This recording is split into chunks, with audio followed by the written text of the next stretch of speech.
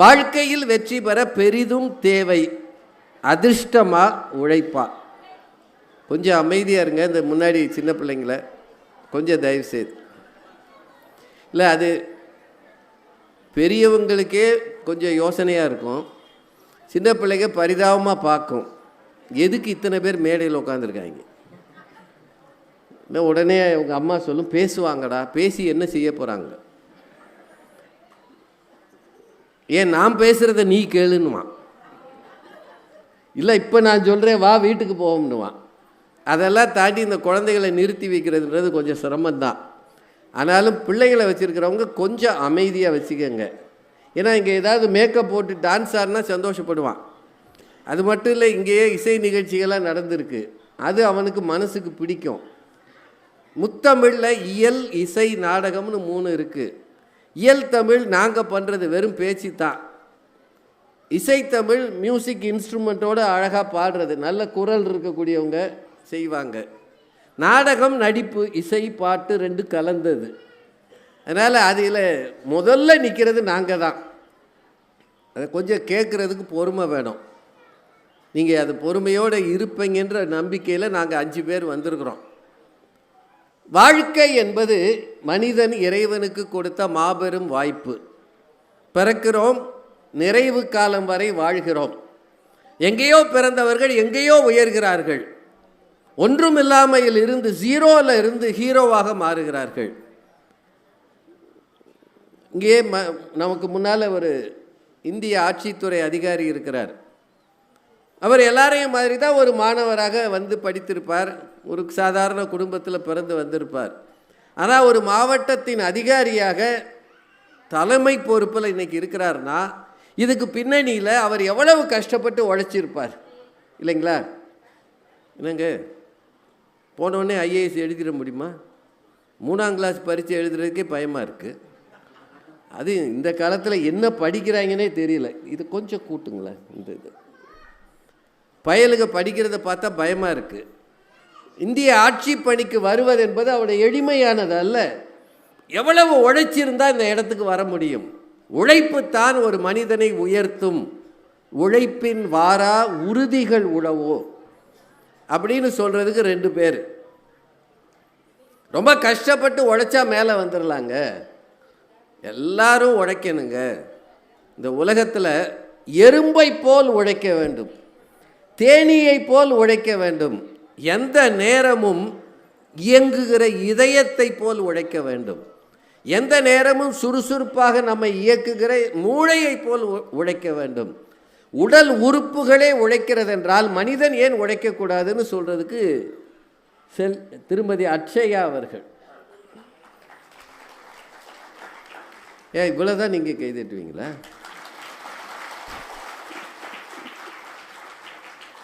தஞ்சாவூர்லேருந்து காலையில் கிளம்பி இங்கே வந்திருக்கிறாங்க. அட்சயா ரொம்ப நல்ல பொண்ணு. சின்ன வயசுலேருந்தே மேடையில் பேச்சாளராக இருக்கிறாங்க. தஞ்சாவூர் எங்கே கிடக்கு, திருவள்ளூர் எங்கே இருக்குது, இவ்வளோ தூரம் ஒரு பஸ் ஏறி ட்ரெயின் ஏறி கஷ்டப்பட்டதுனால தான் இங்கே வந்து சேர்ந்துருக்குறாங்க இல்லையா?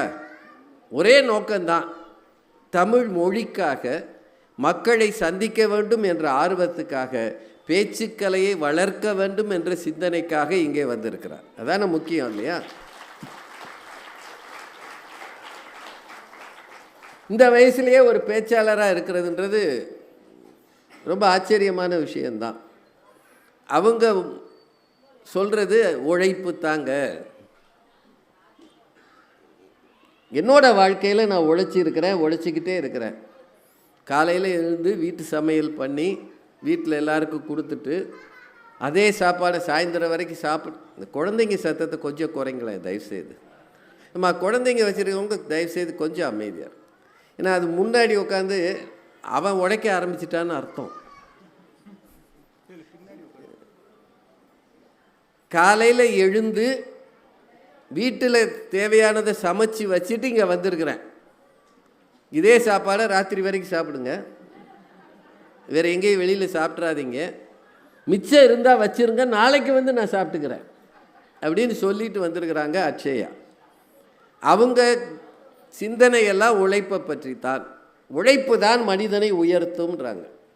அதே அணியில் நிறைவாக பேசுவதற்கு திருமதி கவிதா ஜவஹர். கவிதா ஜவஹரை தெரியாத ஆளே கிடையாது. உலகம் பூரா தெரியும், உள்ளூர்லையும் தெரியும். எந்த நேரமும் தமிழகத்தை சுற்றி வர்றாங்க. நேற்று திருச்சி, இன்னைக்கு இங்கே, நாளைக்கு எங்கேன்னு தெரியல. அந்த அளவுக்கு மக்கள் செல்வாக்கு இருக்குது அவங்களுக்கு. மேடை ஏறுனா அமைதியாக இருப்பாங்க, பேசும்போது தீப்பிடிக்க பேசுவாங்க. அது வேணும் இல்லைங்க? வேணுமா இல்லை? சில பேர் பேசுனா சொத சொதன்னு இருக்கும், தயிர் சாதத்தில் கை வச்ச மாதிரி இருக்கும். இவங்க பேசுனா ஒரு பிரியாணி சூடாக சாப்பிட்ட கையில் எடுத்த மாதிரி. அது வேணும்ல? இப்போல்லாம் பிரியாணியே பகலில் யாரும் சாப்பிட்றதில்ல, ராத்திரி 12 மணிக்கு தான் சாப்பிட்றாங்க. அதுக்கு பேர் மிட் நைட் பக்கெட் பிரியாணியா.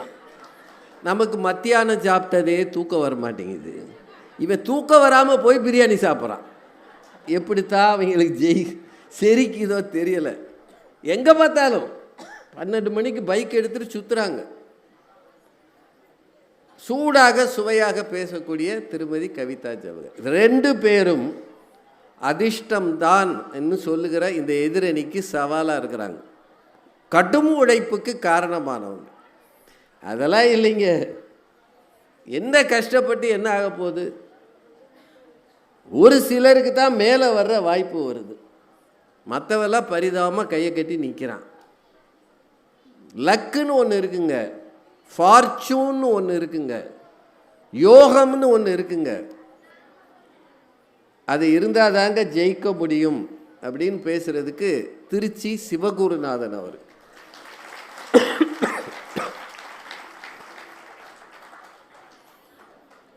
அவர் திருச்சியில் நகைச்சுவை மன்றம் நடத்திக்கிட்டு இருக்கிறார், ஹியூமர் கிளப். அதை விட நல்ல சேவைகள் செஞ்சுக்கிட்டு இருக்கிறார். சாதாரண வேலை இல்லை, நிறைய சேவைகள். முதல்ல மனுஷனை சிரிக்க வைக்கிறதே கஷ்டம். எல்லாரும் பாதி நேரம் அப்படியே உம்முன்னு உட்காந்துருக்கான். அதை விட கையில் மொபைலை வச்சு பார்த்துக்கிட்டே இருக்காங்க. யாரும் பக்கத்தில் இருக்கிறவனை பார்த்து பேசுகிறதில்ல, சிரிக்கிறதில்ல. எல்லாரையும் மாதத்துக்கு ஒரு முறை கூப்பிட்டு ஒரு இடத்துல உட்கார வச்சு இவர் சிரிக்க வச்சிடுறார். வரும்போது இறுக்கமாக வந்த கணவனும் மனைவியும் போகும்போது சிரிச்சுக்கிட்டே போகுது. வீட்டுக்கு போய் சண்டை போடுவாங்க, அது வேறு விஷயம். ஆனால் இவரால் முடிஞ்சது ஒரு மாதத்துக்கு ஒரு தடவையாவது வாங்க சிரிக்கலாம் அப்படின்னு சிரிக்க வைக்கிறாரு. ஆமாங்க, சிரிக்க தெரிந்த விலங்கும் மனிதன் தானே, சிரிக்க மறந்தவனும் அவன் தானே. சின்ன வயசில் பாருங்கள், பிள்ளைங்க தேவையில்லாமலாம் சிரிக்கும். ஆனால் ஒரு 50 வயசு ஆனவன் தேவைக்கு கூட சிரிக்க மாட்டான். எப்போது சிரிக்க மறக்கிறீர்களோ அப்போது உங்களுக்கு வயதாகிவிட்டது என்ற அர்த்தம். எப்போது வாசிக்க மறந்து விட்டீர்களோ அப்போது உங்கள் வாழ்க்கை வறண்டு போகிறது என்ற அர்த்தம். வாசிப்பு ரொம்ப முக்கியம். 3 விஷயம் சொல்லுவாங்க: வாசிக்க, யோசிக்க, நேசிக்க நேரம் ஒதுக்குங்கள். ஒன்று வாசிக்கணும், வாசித்ததை பற்றி யோசிக்கணும், சக மனிதர்களை நேசிக்கணும். இது 3க்கும் நேரம் ஒதுக்காவிட்டால் அந்த நேரம் வீணான நேரம்தான். ஒரு நாளின் நேரத்தை வகுத்து பார்த்தீங்கன்னா எவ்வளவு நேரத்தை வீணடிக்கிறோம்னு நீங்களே தெரிஞ்சுக்குவீங்க. ஆனால் இந்த 3ல் ஏதாவது ஒன்றை நீங்கள் செய்தால் உங்கள் வாழ்க்கை மகிழ்ச்சிகரமாக இருக்கும். அதில் சிரிக்க வைப்பதற்கான சூழலை உருவாக்குகிறவர் சிவகுருநாதன். அவர் அதிர்ஷ்டந்தான்னு சொல்கிறாரு. அவரோட இணைந்து பேசுவதற்கு முனைவர் சிவ சதீஷ்குமார்.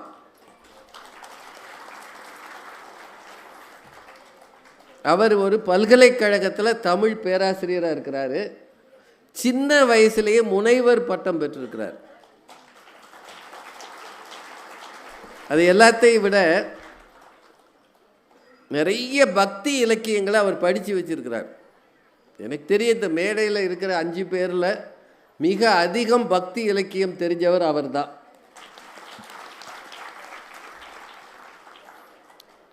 இதே பவ்யம்தான் அவர். எப்பவும் கல்யாணம் வரைக்கும் இன்னும் பவ்யமாக இருந்தார், இப்போ கூடுதல் பவ்யமாயிட்டார்.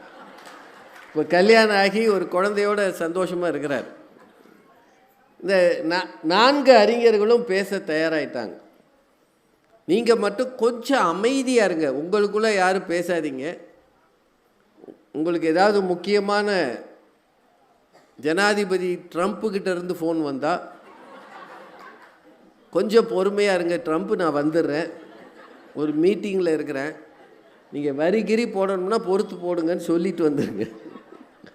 மற்றபடி உங்கள் உற்சாகம்தான் இந்த பேச்சாளர்களுக்கு வெகுமதி. ஒன்று மட்டும் சொல்லி பட்டிமன்றத்தை தொடங்குகிறேன். ஒவ்வொரு மேடை பேச்சாளருக்கும் மேடையில் கிடைக்கிற பாராட்டு, புகழ், அது எல்லாத்துக்கும் மேலே ஒரு ஆன்ம திருப்தி இருக்கும். சார், நம்ம கருத்துக்களை சொல்கிறதுக்கு ஒரு ஃபோரம், ஒரு அமைப்பு கிடைக்கிறது எளிமை இல்லை. இருக்கிற எல்லாருக்குமே தெரியும். உங்கள் வீட்டில் இருக்கிறவங்கள கூப்பிட்டு வச்சு ஏதாவது பேச முயற்சி பண்ணுங்க, உட்காந்து கேட்குறாங்களான்னு பார்ப்போம். உங்கள் பையனை கூப்பிட்டு இங்கே வாடா ஒரு விஷயம் பேசணுன்னா, அப்புறமா வரேன் நீ போ. இது எங்களை மாதிரி பேச்சாளர்களுக்கு இன்னும் சிரமம். யாரையாவது கூப்பிட்டு ஏதாவது பேசணுன்னு ஆரம்பித்தா ஏன் மைக்கு கிடைக்கலையான்றாங்க. அவங்க முதல்ல சொல்கிறது, மைக்கு இன்னைக்கு எந்த ஊரும் கிடைக்கலையா, நான் தானா கிடைச்சேன், ஏன்யா கூழ்றேன்றான். ஒரு மேடை அமைத்து ஒரு மாவட்ட நிர்வாகம் ஒரு பொருளை சிந்திக்க வாய்ப்பு தந்திருக்கிறது. அதுவும் புத்தக கண்காட்சிகளை திருவிழாவாக நடத்தி கொண்டிருக்கிறார்கள். நோக்கம் ஒன்று தான், வாசிங்க வாசிங்க வாசிக்கிட்டே இருங்க.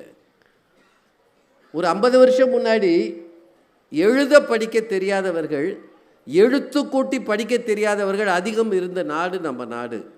இன்னைக்கு கல்வி அறிவிலே மேம்பட்டு வந்திருக்கிறோம். கல்வி சிறந்த தமிழ்நாடு என்று இன்றைக்கு நம்மை புகழ்கிறார்கள். பாரதி அன்னைக்கே பாடினா, கல்வி சிறந்த தமிழ்நாடு, புகழ் கம்பன் பிறந்த தமிழ்நாடுனா. அந்த தமிழ்நாட்டின் பெருமையை உயர்த்துவதிலே வாசிக்கிற இயக்கத்துக்கு பெரும் பங்கு இருக்கிறது. அரசுக்கு 1000 வேலை இருக்கும், சட்டம் ஒழுங்கிலிருந்து மக்கள் பணியில். அது எல்லாத்தோட சேர்த்து புத்தக வாசிப்புக்காக அவர்கள் நேரம் ஒதுக்குகிறார்கள், திருவிழாக்களை நடத்துகிறார்கள் என்று பார்க்கும்போது நோக்கம் ஒன்றுதான். எழுத்து அறிந்தவர்களாக, வாசிக்கிற ஆர்வம் உள்ளவர்களாக நீங்கள் மாற வேண்டும், அடுத்த தலைமுறை வர வேண்டும் என்பதற்காகத்தான் இந்த திருவிழா. இதில் நடக்கிற இந்த பட்டிமன்றத்துக்கு வந்ததில் எங்களுக்கு ரொம்ப மகிழ்ச்சி. எங்களை அழைத்த மாவட்ட நிர்வாகத்துக்கு மீண்டும் நன்றியை சொல்லி பட்டிமன்றத்தை தொடங்குகிறோம். வாழ்வில் பெரிதும் வெற்றி பெற,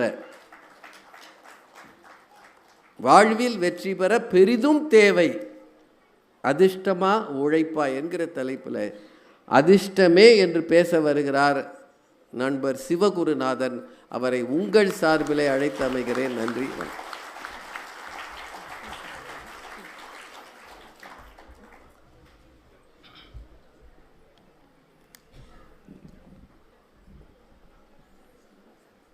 திருவள்ளூர் மாவட்டம் சார்பில் மிக சிறப்பானதொரு இலக்கிய விழாவாக, அறிவு திருவிழாவாக நடைபெற்று கொண்டிருக்கின்ற இந்த அற்புதமான புத்தக திருவிழாவின் அருமையான பட்டிமன்றத்திற்கு நடுவர் பொறுப்பேற்றுள்ள மரியாதைக்குரிய எங்கள் நடுவர் ஐயா அவர்களே, திருவள்ளுவர் மாவட்ட ஆட்சித்தலைவர் அவர்களே, மேடையில் இடம் சார்ந்துள்ள இலக்கிய வழக்கறிஞர்களே, எதிரே அமர்ந்திருக்கின்ற மாவட்ட நிர்வாகத்தினரே, தமிழ் உறவுகளே, அனைவருக்கும் வணக்கம். மரியாதைக்குரிய நடுவர் அவர்களே, மிக அருமையான தலைப்பு. நான் இங்கு வரும்போது என்னிடத்திலே பாரதிதாசனுடைய வாழ்க்கை வரலாறு நூல் இருக்கிறது, அவருடைய உரை வளம் இருக்கிறது, கவிதை குறித்த ஆய்வு நூல் எல்லாம் இருக்கிறது. சரி. ஆனால் பாரதிதாசன் கவிதைகள் என்ற ஒரு ஒட்டுமொத்த தொகுப்பு என்னிடத்திலே இல்லாமல் இருந்தது. அதை மாவட்ட ஆட்சியர் என்னிடத்திலே கொண்டு பரிசாக தந்த நான் அதிர்ஷ்டசாலி. உங்களுக்கு அப்படி ஒரு அதிர்ஷ்டம் அடிச்சிருக்கு. நடுவர் அவர்களே, எனக்கு தெரிந்துங்கிற வார்த்தையை தெளிவாக சொல்கிறேன். மரியாதைக்குரிய முனைவர் இறையன்பு ஐயாவுக்கு பிறகு மக்கள் ரசிகர் மன்றம் வச்சு கொண்டாடக்கூடிய அளவிற்கு உள்ள ஆட்சித் தலைவர் மரியாதைக்குரிய ஐயா பிரதாப். அவர் உழைப்பால் உயர்ந்தார். சரி, அவர் உழைத்துதான் ஐஏஎஸ் படித்தார். அது ஒன்று சாதாரண விஷயம் இல்லை. ஆனால் இவரை பெற்ற பெற்றோர்கள் அதிர்ஷ்டசாலிகள். இவரை பெற்ற பெற்றோர்கள் அதிர்ஷ்டசாலிகள். அந்த அளவுக்கு தான் அதிர்ஷ்டமும் வெற்றியும் வாழ்க்கையில் மாறி மாறி தான் வரும். ஒரு அற்புதமான திருவிழா இது, அற்புதமான திருவிழா. அணுகுண்டு ஒரு முறைதான் வெடிக்கும், நல்ல புத்தகம் திறக்கும் போதெல்லாம் வெடிக்கும் என்று சொன்னார் ஜெயகாந்தன். புத்தகம் வாசிக்கையில் குனிய வைக்கும், வாழ்க்கையில் நிமிர வைக்கும். என்னாச்சு? எனக்கு அதிர்ஷ்டம் இருக்கா? இல்லை, உங்கள் உயரத்துக்கு மைக் இல்லையா? கொஞ்சம் அளவாக வளரணும். புத்தகம் வாசிக்கையில் குனிய வைக்கும், வாழ்க்கையில் நிமிர வைக்கும். மனிதர்களை விட்டு தொலைவில் இருப்பதே புத்தகங்களுக்கு பிடிப்பதே இல்லை. அதனால்தான் அவை பக்கங்களாக இருக்கின்றன. நல்ல புத்தகத்தில் அத்தனை பக்கங்களும் அட்டைகள்தான். அதனால் உறிஞ்சிவிடும் உங்களை. பரவாயில்லையா? புத்தகங்களை நாம் மேலிருந்து கீழே வாசிக்கின்றோம், புத்தகங்களோ நம்மை கீழிருந்து மேலே தூக்கி விடுகின்றன என்று சொன்ன கவிஞர் நெல்லை ஜெயந்தாவுடைய கவிதையிலிருந்து நான் என்னுடைய உரையை தொடங்குகிறேன்.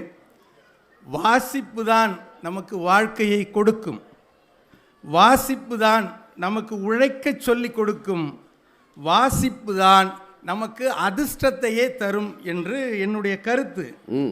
அருமையான செய்தி, அருமையான ஊர் இந்த ஊர். அந்த அளவுக்கு ஐயா, அதிர்ஷ்டம்னா என்னையா? என்ன அதிர்ஷ்டம்னா அதுவா வரும், அது இஷ்டத்துக்கு வரும், அதுவா வரும், இருக்கும். அது இஷ்டத்துக்கு வரும், அது இஷ்டத்துக்கு போகும். ஆமாம். நீங்கள் வருட பிறப்பு 2026 வருஷம் பிறந்ததில்லை. எல்லா சேனல்லையும் என்ன சொன்னாங்க? தனுசு ராசி நேயர்களே, உங்களுக்கு 2026 முழுக்க அதிர்ஷ்ட தேவதை அள்ளி கொட்டிக்கொண்டே இருக்க போகிறாள்னு சொன்னேன். உங்கள் ராசி தனுசு ராசி? தனுசு ராசி. இல்லை, சொல்லும் போதே தெரிஞ்சுக்கிட்டேன். நான் இது வரைக்கும் இன்னைக்கு பிப்ரவரி 18ஆம் தேதி, இது வரைக்கும் 2 மாதத்தில் 18 பட்டிமன்றம் பேசியிருக்கேன். இது எனக்கு கிடைத்த அதிர்ஷ்டமா இல்லையா? இல்லை, எல்லாரை விட நீங்கள் தான் அதிர்ஷ்டசாலி. உங்களை போன்ற நடுவர்கள் இருக்கும் வரை எங்களுக்கு என்ன கவலை? நடுவர் அவர்களே, மரியாதைக்குரிய நடுவர் அவர்களே, நான் ஒரு அடிப்படையில் டெல்டா மாவட்டத்தை சார்ந்த ஒரு விவசாய குடும்பத்தை சார்ந்தவன். நீங்கள் சொல்கிறீங்கல்ல, தொழிலில் உழைப்பு இருந்தால் தான் முன்னேற வாழ்க்கையில், அதெல்லாம் கிடையாது, அதிர்ஷ்டம் இருக்கணும். அடிப்படையில் நான் ஒரு விவசாய குடும்பத்தை சார்ந்த 35 ஆண்டு காலம் நான் விவசாயத்தில் வயலில் இறங்கி வேலை செய்ய தெரியும் எனக்கு. ஆனால் அந்த விவசாயங்கிறது தொழில் கிடையாது, அது வாழ்வியல் நெறி. வாழ்வியல் நெறி அதுபடி நாங்கள் வாழ்ந்திருக்கோம். அந்த விவசாயம் நல்லா தெரிஞ்சு, இப்போ உள்ள ஹைடெக் வசதி நிறையா இருக்குது. இன்றைக்கி விவசாயத்துக்கு அரசாங்கம் எடுக்கக்கூடிய முன்னெடுப்புகள் நிறையா இருக்குது. நான் விவசாயம் செஞ்ச காலத்தில் எதுவுமே இல்லை. விவசாயம் என்பது விவசாயி, நான் படித்த காலத்திலே இந்திய விவசாயி கடனிலே பிறந்து, கடனிலே வளர்ந்து, கடனிலே மறைந்து, தன் சந்ததியினரையும் கடனாளியாக்கி விட்டு செல்கிறான் அப்படிங்கிற சொலவடை தான் இருந்துச்சு அன்னைக்கு. இன்றைக்கி அப்படி இல்லை, அரசாங்கம் நிறைய செஞ்சுருக்கு. ஐயா, நாற்று விதை விட்டு, நாற்று பறித்து, நடவு நட்டு, அது அறுவடையாகி விற்று முதலாகும் வரைக்கும் நாங்கள்லாம் வயிற்றில் நெருப்பை கட்டிகிட்டு இருப்போம். ஏன்னு தெரியுமா? நல்ல நாற்று நட்டு தண்ணி ஓடுற நேரத்தில் வானம் பொய்த்து விடும், மழை பெய்யாது. அதையும் மீறி மழையெல்லாம் பெஞ்சு அறுவடைக்கு தயாராகி கதிர் அப்படி சாய்ந்து நிற்கும்போது மழை பிடிச்சிட்டு அடிக்கா, புயல் வரும். அறுவடை செஞ்ச நெல்லை வீட்டுக்கு எடுத்துகிட்டு வந்து அப்படி நாங்கள்லாம் நெல் முளைச்சி போயிருக்கு, எங்களுக்கெல்லாம் சாக்கு கிடைக்காது. இப்போ உள்ளது மாதிரி நேரடி நெல் கொள்முதல் நிலையங்கள் அரசாங்கம் நிறைய திறந்து வச்சுருக்கு. அப்போல்லாம் அப்போ கிடையாது, போராட்டமாக தான் எங்களுடைய வாழ்க்கை இருந்துச்சு. அதிர்ஷ்டம் இருந்தால் மட்டும்தான் மழை பொழிய வேண்டிய நேரத்திலே மழை பொய்யும், மழை பெய்யக்கூடாத நேரத்திலே மழை பெய்யாமல் இருக்கும். அதிர்ஷ்டம் இருந்தால்தான் மணப்பாறை மாடு கட்டி மாயவரம் ஏறு பூட்டி வயக்காட்டை உழுது போட்டு பசுந்தழையை போட்டு பாடுபட்டு ஆத்தூர் கிச்சடி சம்பா வாங்கி விதைச்சி நாற்றை நல்லா நடவு நட்டு அறுத்து விருதுநகர் வியாபாரிக்கு விற்று போடலாம். அது அதிர்ஷ்டம் இருந்தால் மட்டும்தான் நடக்கும். அதிர்ஷ்டம் இல்லைன்னு சொன்னால் வெள்ளாமை வீடு வந்து சேராது. இது உண்மையா இல்லையா? நான் உண்மையா இல்லையா? ஐயா, எங்கள் ஊரில் திருச்சியில் மத்திய பேருந்து நிலையம் இருக்குது. இந்த அது தமிழில் சொன்னால் சென்ட்ரல் பஸ் ஸ்டாண்டு. ஓ, அது தமிழா? அது பரவாயில்லையே. 2 ஹோட்டல் இருக்குயா. நான் ஒரு உதாரணத்துக்கு சொல்கிறேன். சாப்பிட்ற இடம் 2ம் பக்கத்து ஹோட்டல். இதில் என்ன தெரியுமா, 2க்குமே ஒருத்தர் தான் உரிமையாளராக இருந்தார் ஒரு காலத்தில். வாங்கி பிரிச்சுக்கிட்டாங்க. இந்த பக்கம் உள்ள ஹோட்டலில் உழைக்கிற அதே உழைப்பு தான் இந்த பக்கம் கொடுக்குறாங்க. இந்த பக்கம் ஹோட்டலில் உள்ள அதே சுத்தம் சுகாதாரம் எல்லாம் இந்த பக்கம் ஹோட்டல்லையும் இருக்கும். ஆனால் எந்த விதமான கேள்வியும் இல்லாமல் பொதுமக்கள் போய் அந்த பக்கம் உள்ள ஹோட்டலில் மட்டும்தான் சாப்பிடுவாங்க. இந்த பக்கம் ஹோட்டலுக்கு ஆளே போக மாட்டாங்க. நீங்களாவது போகலாம்ல? நான் அங்கே போனதுனால தான் அதை தலைப்பாக எடுத்து நான் பேசுகிறேன். சரி, நான் என்ன சொல்கிறேன், அங்கே அவ்வளோ சுகாதாரமாக இருக்குது, சுவையாக இருக்குது. ஆனால் அங்கே ஏன் வியாபாரம் சரியில்லைன்னு கேட்டால் அந்த ஓனர் சொல்கிறாரு அதிர்ஷ்டம் இல்லையாங்கிறாரு. யாருக்கு? அவருக்கு அதிர்ஷ்டம் இல்லைங்கிறாரு. நாங்கள் நல்லா தான் உழைக்கிறோம், அதிர்ஷ்டம் இல்லைங்கிறாரு. நடுவர் அவர்களே, காவிய கவிஞர் வாலியை தெரியும். எங்கள் ஊர் திருவரங்கத்துக்காரர், ஸ்ரீரங்கத்துக்காரர். 1958 சினிமாவுக்கு பாட்டு எழுத வரார். 63 வரைக்கும் அவர் எழுதின பாட்டு 6 பாட்டு தான். 5லேருந்து 6 பாட்டுக்குள்ளார தான் எழுதினார். அழகர் மலை கல்லன்கிற படத்தில் 1958 ஆண்டு எழுதுகிறார். நிலவும் தாரையும் நீயம்மா இந்த உலகம் ஒரு நாள் உனதம்மான்னு பாட்டு எழுதுகிறார். முதல் பாட்டே மோட்டிவேஷன். ஆனால் 5 வருஷம் 6 வருஷம் வரைக்கும் 63 வரைக்கும் அவர் 5 பாட்டு தான் எழுதுகிறார். கடுமையாக உழைக்கிறார், எந்த பலனும் இல்லை. கடுமையாக உழைக்கிறார், எந்த பலனும் இல்லை. ஆனால் 1963 கற்பகம்ங்கிற படம் ரிலீஸ் ஆகுது. கேஎஸ் கோபாலகிருஷ்ணன் டைரக்ஷனில். அந்த படத்தில் பாட்டு எழுதுகிறாரு. பக்கத்து வீட்டு பருவம் மச்சான் 1000 இரவுகள் வருவதுண்டு அத்தைமடி மெத்தையடி, இந்த பாட்டெல்லாம் எழுதுகிறாரு. அதற்கு பிறகு அவர் மறைந்த 2013 வரைக்கும் 50 ஆண்டு காலம் திரைத்துறையிலே உச்சத்திலே இருந்தார் என்று சொன்னால் அது அவர் செய்த அதிர்ஷ்டம்தான். உழைச்சார். அந்த 5 வருஷம் உழைச்ச உழைப்பு என்ன சாதாரண உழைப்பா? பக்கத்து வீட்டு பருவம் மச்சான் தான் 5 வருஷம் உழைச்சிருக்கிறாரியா? வரலையே. ஆனால் அவரே சொல்கிறாரு, நான் விஸ்வநாதன் ராமம் எம்எஸ் விஸ்வநாதன் அவர்களை பார்க்கும் வரைக்கும் எனக்கு சாப்பிட காசு இருக்காது, அவரை பார்த்த பிறகு சாப்பிட நேரமில்லை அப்படின்னு. ஏன்னா மரியாதைக்குரிய நடுவர் அவர்களே, இப்போ ரிலையன்ஸ் கம்பெனி இருக்குல்ல, நம்ம இன்னும் கொஞ்சம் வடக்க போய் பேசுவோம். முகேஷ் அம்பானி, அனில் அம்பானி 2 பேர் தானே, அண்ணன் தம்பி தானே. தாய் கோகிலா பென் அம்பானி, திருபாய் அம்பானி, அந்த குடும்பம். இவ்வளோ டெக்னிக்கலாக டீட்டெயிலாக எடுத்துகிட்டு வந்திருக்கீங்க. இல்லை, யாராச்சும் இங்கே இருப்பாங்க, ஜியோ ரீட்டைலர் இருப்பாங்க. 2005 சொத்தை பிரிக்கிறாங்க. 2 பேருக்கும் தனித்தனியாக சொத்தை பிரிக்கிறாங்க. சொத்தை பிரிக்கும்போது முகேஷ் அம்பானி ரிலையன்ஸ் இண்டஸ்ட்ரீஸ்னு ஆரம்பிக்கிறார். பெட்ரோகெமிக்கல் நிறுவனம் போகிறார். ஜியோ தொலைத்தொடர்பு நிறுவனத்தை ஆரம்பிக்கிறார். இது ஒரு பக்கம். இன்றைக்கி டாப் 10 உலகத்தின் டாப் 10 பணக்காரர்களில், இந்தியாவில் நம்பர் 1 பணக்காரர்களில் முகேஷ் அம்பானி வந்துட்டார். அதே சொத்து அளவுக்கு தான் அனில் அம்பானிக்கும் பிரித்து கொடுத்தாரு. 1120 கோடி ரூபா அவருடைய சொத்தை அரசாங்கம் முடக்கம் செஞ்சுருக்கு. இது என்ன? 2 பேரும் உழைச்சாங்க, 2 பேரும் உழைச்சாங்க, 2 பேருமே உழைச்சாங்க, இல்லை என்று சொல்ல. ஒருத்தருக்கு யோகம் இல்லைன்றீங்க. ஒருத்தருக்கு யோகம் இல்லை, ஒருத்தருக்கு யோகமே இல்லை. ஒரு செய்தியை நான் நேற்று பார்த்த ஒரு காணொலியை உங்களிடத்தில் பதிவு செய்ய விரும்புகிறேன். செல்வேந்தர் சுகிசிவம் அவர்கள் அந்த காணொலியில் சொல்லியிருந்தாங்க. மகாராஷ்டிராவில் ஒரு அம்மா அவங்க புருஷனை போய் ஹாஸ்பிட்டலில் சேர்த்துருக்கு. ஒரு சர்ஜரி பண்ணியே ஆகணும், இல்லைன்னா இருந்தாலும் உயிரை இழந்துருவார். டாக்டர் சொல்கிறார் 2.5 லட்ச ரூபா ஆகும். 2.5 லட்ச ரூபா என்கிட்ட இல்லையா, கூலி தொழிலாளி. இங்கே உள்ளது மாதிரி அங்கே கலைஞர் காப்பீடு திட்டம்லாம் இருக்கா என்னன்னு தெரியல. 2.5 லட்ச ரூபா இல்லையா அப்படின்னு இருக்கு. இல்லைம்மா 2.5 லட்ச ரூபா இருந்தால் எங்கள் ஹாஸ்பிட்டலில் ட்ரீட்மெண்ட் எடுக்கிறோம், இல்லைன்னா ஏதாச்சும் பண்ணுங்கன்னொடனே அந்த அம்மா மனசை கல்லாக்கிக்கிட்டு வெளியில் வந்து தான் புருஷனுக்கு பிடிச்ச சமோசா வாங்கி கொடுப்போன்னு வாங்கி 2 சமோசா இருந்த காசில் 2 சமோசா வாங்கியிருக்கு. 2 சமோசாவில் 1 புருஷன்கிட்ட கொடுத்துட்டு 1 சாப்பிட்டுட்டு அந்த பேப்பரை பார்க்குது.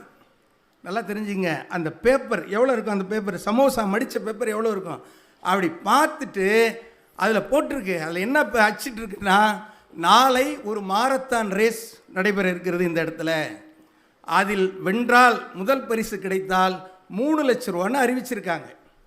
3 லட்ச ரூபான்னு உடனே மறுநாள் காலையில் இந்த அம்மா போய் நிற்கிது, மாரத்தான் ஓடுது, முதல் பரிசு 3 லட்ச ரூபா கிடைக்குது. இது அந்த அம்மாவுக்கு கிடைச்ச அதிர்ஷ்டம்.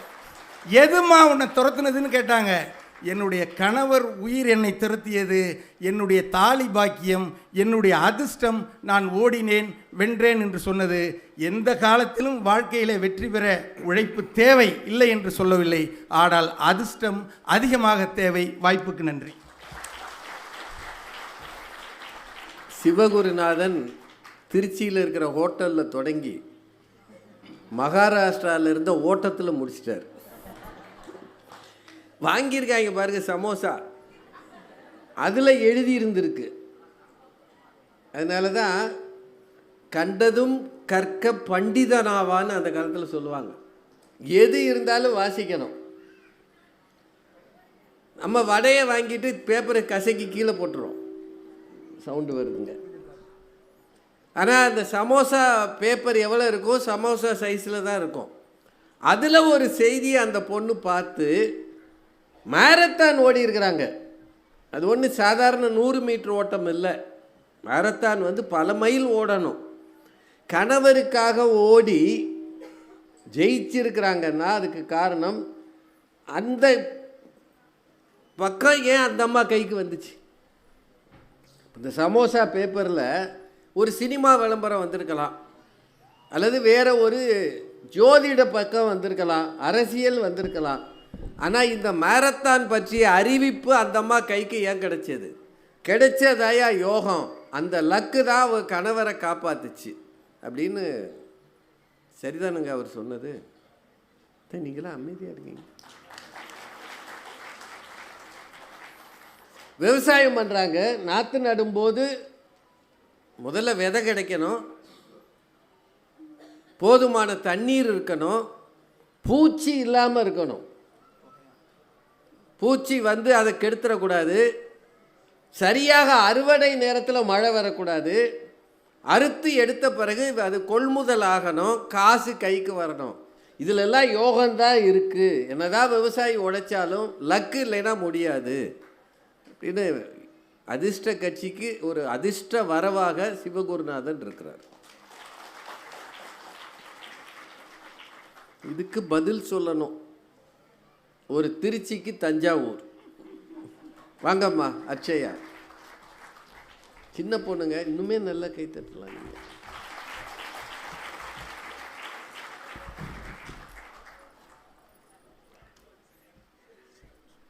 மிகச்சிறப்பான முறையிலே இந்த புத்தக திருவிழாவை ஏற்பாடு செய்து நடத்தி கொண்டிருக்கிற மாவட்ட ஆட்சித்தலைவர் உள்ளிட்ட மாவட்ட நிர்வாகத்தினர் அனைவருக்கும், புத்தக திருவிழாவிலே புத்துணர்வோடு வந்து அமர்ந்திருக்கிற திருவள்ளூர் தமிழ் சொந்தங்களுக்கும், பெரும் மதிப்பிற்கும் போற்றுதலுக்கும் உரிய மையம் அமர்ந்திருக்கும் மாண்பமை நடுவர் அவர்களுக்கும், எங்கள் அணியை சார்ந்த உழைப்பாளி அக்கா அவர்களுக்கும், எதிரணியிலே இருக்கிற அதிர்ஷ்டசாலிகளுக்கும் என்னுடைய பணிவன்பான வணக்கங்கள்.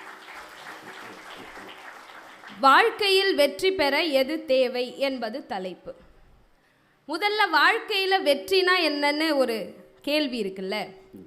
ஒரு முறை ஜெயிப்பது அல்ல வாழ்க்கையினுடைய வெற்றி, ஒவ்வொரு நாளும் உடையாமல் நிலைத்து நிற்பதுதான் வாழ்க்கையினுடைய வெற்றி. ஒரு முறை ஜெயிப்பதற்கு வேண்டுமானால் உங்கள் அதிர்ஷ்டம் உதவியாக இருக்கலாம், ஆனால் ஒவ்வொரு நாளும் தடைகளை தாண்டி நிலைத்து நிற்பதற்கு உழைப்பு தான் தேவை என்பது எங்களினுடைய வாதம். சார் வாழ்க்கையில சும்மா அதிர்ஷ்ட தென்றல் வந்து வீசும்னு சும்மா உட்கார்ந்துட்டு இருந்தா ஜெயிக்க முடியாதுங்க.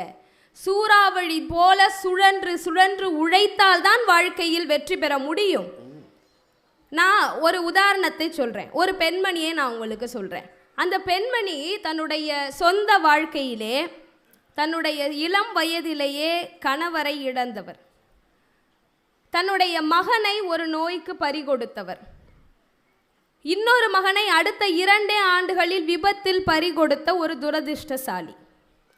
ஆனால் பொது வாழ்க்கையில் ஒரு அரசு ஊழியராக தன்னுடைய பணியை தொடங்கி ஆசிரியராகி, பேராசிரியராகி, சட்டமன்ற உறுப்பினராகி, அமைச்சராகி, ஆளுநராகி, இன்றைக்கு இந்திய நாட்டின் முதல் பழங்குடியின பெண் குடியரசுத் தலைவராக உயர்ந்திருக்கிற உழைப்பாளி. அவரினுடைய பெயர் திரௌபதி முர்மு அவர்கள்.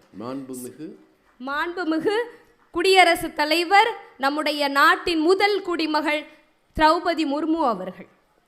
சார், அவரினுடைய சொந்த வாழ்க்கையில் நிகழ்ந்த அதிர்ஷ்டமின்மைக்கு அவர் காரணமில்லை. ஆனால் அவருடைய பொது வாழ்க்கையில் அவர் ஒவ்வொரு உயரமாக முன்னேறியதற்கு அவரினுடைய உழைப்பு மட்டும்தான் காரணம் என்று சொன்னால், அந்த உழைப்பு தான் வாழ்க்கையின் வெற்றிக்கு தேவை என்று சொல்றோம். சார், இந்த அதிர்ஷ்டத்தை நம்பி தான் லாட்டரின்னு ஒரு கலாச்சாரம் நம்முடைய ஊர்ல இருந்தது. அந்த அதிர்ஷ்டத்தை நம்பி எத்தனை குடும்பங்கள் இங்கு பாடுபட்டதை கருதி தானே நம் 2003 அதை தடை பண்ணோம். சரி, அதுலேயும் ஒரு அதிர்ஷ்டம் இருக்குதான்னு வச்சுக்கோங்களேன். நிறைய பேர் அந்த லாட்டரி டிக்கெட் அடித்து பணக்காரர் ஆனவர்கள் உண்டு. ஆனால் அந்த பணத்தை முதலீடாக்கி வாழ்க்கையில் முன்னேறியவர்கள் எத்தனை பேர் உண்டு? ஆக ஏதேனும் ஒரு வகையில் உங்களுக்கு அதிர்ஷ்டம் கிடைத்தாலும் அதை தக்க வைத்துக் கொள்வதற்கு உழைப்பு தேவை. சார், ஒரு அழகான வரி சைக்காலஜி ஆஃப் மணி அப்படிங்கிற புத்தகத்தில் இருக்கு. ஒரு பணம் உங்களை சுதந்திரமானவனாக மாற்ற வேண்டுமே தவிர பணக்காரனாக மாற்ற வேண்டிய அவசியம் இல்லை என்று எழுதியிருப்பார். அதிர்ஷ்டத்தால் வருகிற பணம் உங்களை பணக்காரனாக வேண்டுமானால் மாற்றலாம். உழைத்து நீங்கள் பெறுகிற பணம் மட்டும்தான் உங்களை சுதந்திரமானவராக மாற்றும். எதிரணியிலிருந்து வந்த ஐயா அவர்கள் ஒரு பாடலை சொன்னாங்க. டிஎம்எஸ் அவர்களுடைய ஒரு பாடல் வரிகள் உண்டு. நல்ல பொழுதையெல்லாம் தூங்கி கழித்தவர்கள் நாட்டை கெடுத்ததுடன் தானும் கெட்டார். அல்லும் பகலும் சிறு கல்லாயிருந்து விட்டு அதிர்ஷ்டம் இல்லை என்று அழுத்து கொண்டார். விழித்து கொண்டோரெல்லாம் பிழைத்து கொண்டார், குரட்டை விட்டோரெல்லாம் கோட்டை விட்டார் என்று எழுதியிருந்தாரே சொன்னார். அதிர்ஷ்டத்தை நம்பி ஏமாந்து போவதை விட உழைப்பை நம்பி உயர்வதுதானே வாழ்க்கையில் முக்கியம். அந்த பாட்டு கேளுங்க ஐயா. சார், வாழ்க்கையில் உயர்வதற்கான மிக முக்கியமாக நாம் கருதுவது நம்முடைய முன்னோர்களும் நம்முடைய வரலாறும் நமக்கு சொல்லி கொடுத்தது கல்வி. அந்த கல்வி வெறும் அதிர்ஷ்டத்தினால கிடைச்சிடுமா? அதற்கு சான்றாய் நம்முடைய மாவட்ட தலைவர், ஆட்சித்தலைவர் முன்ன அமர்ந்திருக்கார் இல்லையா? அதிர்ஷ்டத்தை நம்பி எக்ஸாம் அன்னைக்கு போய் கரித்துண்டை எடுத்து அவனோட எக்ஸாம் நம்பரை பிள்ளையாரை சுற்றி எழுதி வச்சுட்டு இருப்பான். கரித்துண்டை எடுத்து அப்படி நம்பர் எழுதி செவரை அஸ்தப்படுத்துவதற்கு பதிலாக அந்த கரித்துண்டை மையப்படுத்திய கார்பன் டேட்டிங்கை படிச்சிருந்தானா பாஸ் ஆகிருக்கலாம். ஆக அதை தான் நாங்கள் இந்த இளைய தலைமுறைக்கு சொல்லி கொடுக்கிறோம். அவ்வை சொல்லுவார், அரிது அரிது மானிடர் ஆதல் அரிது, அதனினும் கூன் குருடு செவிடு பேடு நீங்கி பிறத்தல் அரிது. அதே போல கொடிது கொடிது வறுமை கொடிது, இளமையில் வறுமை அதனினும் கொடிது. அப்ப உடல் ஊனமும் கொடுமையானது, இளமையில் வறுமையும் கொடுமையானது. இந்த ரெண்டும் சேர்ந்திருந்தால் எவ்வளவு கொடுமையானது சார். மயிலாடுதுறையில் லக்ஷ்மிங்கிற ஒரு பொண்ணு, அவளுக்கு அம்மா அப்பா கிடையாதுங்க, காப்பகத்தில் தான் வளர்றா. பரவாயில்ல, வலது கை இல்லை, அதுவும் பரவாயில்ல, இடது கையும் இல்லை. ஆனால் நம்பிக்கை என்ற ஒன்று இருந்தது. உடல் ஊனம் இருந்தாலும் உழைப்பு என்ற ஒன்று இருந்தது. வசதியற்ற குடும்பம் இல்லை என்றாலும் வைராக்கியம் என்ற ஒன்று இருந்தது. 2 கைகளே இல்லை என்றாலும் காலாலேயே தேர்வெழுதி, மேலும் பிறரின் உதவியோடு தேர்வெழுதி தன்னை வளர்த்து கொண்டு 12ஆம் வகுப்பு வரை படித்து இன்றைக்கு தேர்ச்சியுற்று இருக்கிறாள் என்று சொன்னால், உங்களுக்கு அதிர்ஷ்டம் கிடைக்காவிட்டால் என்ன, வைராகியமும் உழைப்பும் இருந்தாலே போதுமே வாழ்க்கையில் முன்னேறுவதற்கு. அட்சய திருதியைன்னு ஒரு நாளை நம்ம எல்லாம் சொல்றோம். அட்சயா திருதியை இல்லங்க, அட்சய திருதியை. சரி, இல்ல நீங்க சொல்றதுனால அப்படி. அந்த நாளன்று நகை வாங்கினா பெருகும்னு ஒரு அதிர்ஷ்டத்தை நம்பி கையில் காசு இருந்து நகை வாங்கினா அது முதலீடு, புத்திசாலித்தனம். கடன் வாங்கியாவது நகை வாங்கணும் வரிசையில் போய் நிற்கிற அப்பாவி பொதுமக்கள் மேலும் மேலும் கடனாளி ஆகி போகிறார்கள். ஆனால் அந்த நாளை புத்திசார் உழைப்பினால் முதலீடாக பணம் பெருக்கும் நாளாக சிந்தித்த கடைக்காரர்கள் எல்லாம் மேலும் மேலும் வளர்ந்து கொண்டு இருக்கிறார்கள். ஆக நம்மை சுற்றி நடக்கும் அரசியலையும் நாம் புரிந்து கொள்ள வேண்டி இருக்குது இல்லையா? எழுத்தாளர் ஜெயமோகன் அவர்கள் அவருடைய அறம் தொகுதியிலே பல கதைகள் எழுதியிருப்பார். அந்த கதைகளில் திரும்ப திரும்ப ஒரு நுட்பமான வார்த்தையை பயன்படுத்துவார். படுத்து உறங்குதல்னு எழுத மாட்டார், விழுந்து உறங்குதல்னு எழுதுவார். அது என்ன படுத்து உறங்குதலுக்கும் விழுந்து உறங்குதலுக்கும் வித்தியாசம் அப்படின்னா, உணவு, உடை, இருப்பிடம், இந்த அடிப்படை தேவைகள் எல்லாம் கிடைத்து எல்லா பணியையும் முடிச்சுட்டு இரவு தூங்குகிற நேரத்தை எதிர்பார்த்து தூங்குகிற நேரம் வந்த பிறகு தூங்குபவர்கள் படுத்து தூங்குவார்கள். ஆனால் காலையிலிருந்து இரவு வரை பசியிலும் வறுமையிலும் வாடி உழைத்து உழைத்து ஓய்ந்து தேய்ந்து போனவர்கள் விழுந்து உறங்குவார்கள். அப்படி உழைத்து உழைத்து ஓய்ந்து விழுந்து உறங்கியவர்கள் யாருமே வாழ்க்கையில் விழுந்ததாய் சரித்திரமே இல்லை என்பதுதான் உண்மை. சார், பலரும் இன்னைக்கு இளம் தலைமுறைக்கு ஒரு கேள்வி இருக்குங்க. இன்றைக்கு இங்கே இருக்கிறவங்களுக்கு கூடவே தோணலாம், எங்கள் அப்பாலாம் அப்படி தாங்க உழைச்சாரு, நாள் நேரம் பார்க்காம இரவு பகல் பார்க்காம உழைச்சாரு, உழைச்சி என்னாச்சு, கடைசி வரை உழைச்சி போயே சேர்ந்துட்டார்னு சொல்லுவாங்க. ஆனால் அப்பாவினுடைய வாழ்க்கையினுடைய வெற்றி எது? அவர் காரு பங்களான்னு சேர்த்து சொகுசாக வாழ்கிறது அல்ல அவருடைய வெற்றி.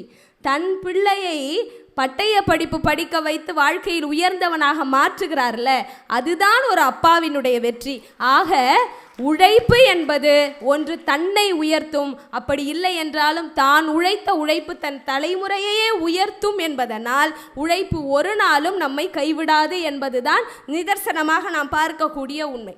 சமீபமாக ஒரு பெயரை நம்ம எல்லாரும் கேள்விப்பட்டிருப்போம், பத்மா அப்படிங்கிற பெயர். தெரியாதவர்களுக்காக சொல்கிறேன்.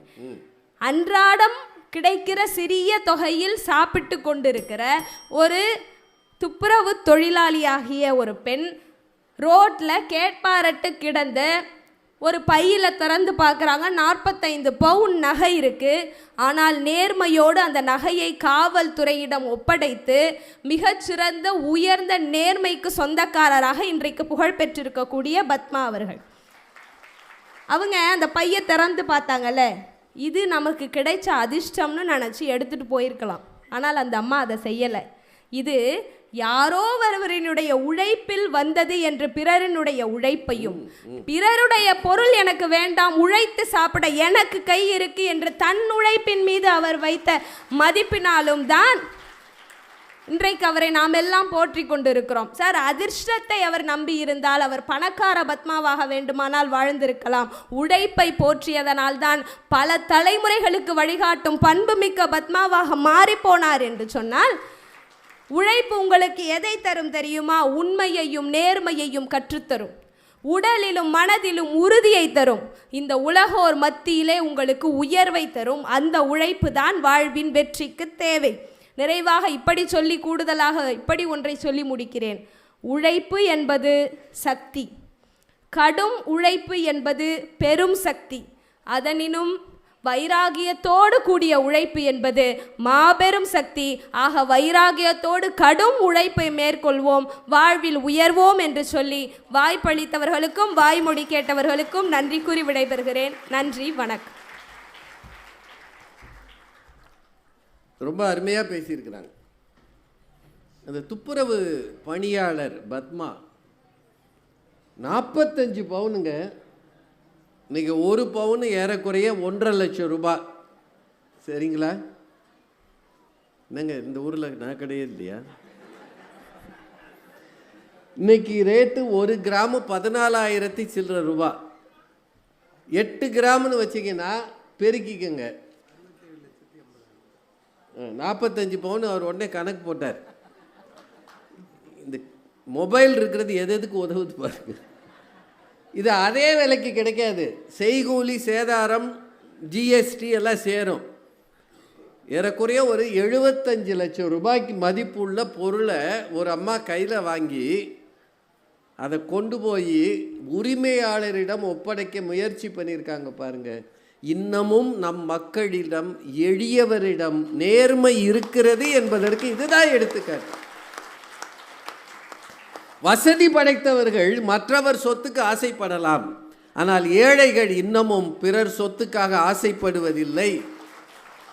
இது எனக்கு கிடைச்ச லக்குன்னு அவங்க நினைக்கல. யாரோ இதை இழந்த கண்ணீர் வடிப்பார்கள் இல்லையா, அவங்க வீட்டுக்கு கல்யாணத்துக்காக இதை வச்சிருந்திருக்கலாம்.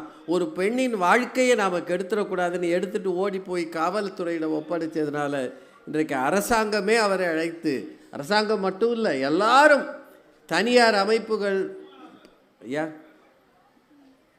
பிரபலமான திரை நட்சத்திரங்கள் எல்லாரும் அவங்கள கூப்பிட்டு பாராட்டியிருக்கிறாங்கன்னா இதுக்கு காரணம் என்ன? உழைப்பை நம்பியவர்கள் ஒரு நாளும் லக்கை பற்றி யோசிக்க மாட்டாங்க. ரொம்ப நல்லா பேசியிருக்கிறாங்க. என்னங்க, மயிலாடுதுறையில் ஒரு பெண்மணி அவங்க ஒரு சொல்ல பயன்படுத்துனாங்க, அது இனிமேல் தேவையில்லை. உடல் குறையோடு இருக்கிறவர்கள், சில சொற்களை நாம் தவிர்த்திடலாம். மாற்றுத்திறனாளிகள், அப்படி தான் அவங்களுக்கு பேர். கலைஞர் அவர்கள் முதல்வராக இருக்கும்போது அந்த சொல்லை அவர் பயன்படுத்தினார். அதில் மேடையில் சில சொற்களை தவிர்த்திடலாம். உடல் குறை ஒன்றும் பெரிதல்ல. பொறியின்மை யாருக்கும் பழி என்று அறிவறிந்த ஆழ்வினையின்மை பழி, திருக்குறளில் சொல்லியிருக்கு. உடல் குறை ஒன்றும் பெரிதல்ல, அதிலிருந்து என்ன செய்கிறாய் என்பது தானே முக்கியம். உழைப்புத்தான் அதற்கு காரணம். இன்னும் இவர் ஒரு பாட்டு சொன்னால் அவங்க ஒரு பாட்டு. இவர் மணப்பாறை மாடு கட்டினார். அவங்க நல்ல பொழுதையெல்லாம் தூங்கி கெடுத்தவர்கள் நாட்டை கெடுத்ததுடன் தானும் கெட்டார். சிலர் அல்லும் பகலும் தெருக்கல்லாய் இருந்துவிட்டு அதிர்ஷ்டம் இல்லை என்று அலட்டி கொண்டார். விழித்து கொண்டவரெல்லாம் பிழைத்து கொண்டார். உன் போல் குரட்டை விட்டோரெல்லாம் கோட்டை விட்டார் அப்படின்னு பட்டுக்கோட்டை பாட்டை கொண்டாந்து ரொம்ப அழகாக பேசியிருக்கிறாங்க. என்னங்க, உங்கள் சார்பில் அவங்கள பாராட்டிடலாமா?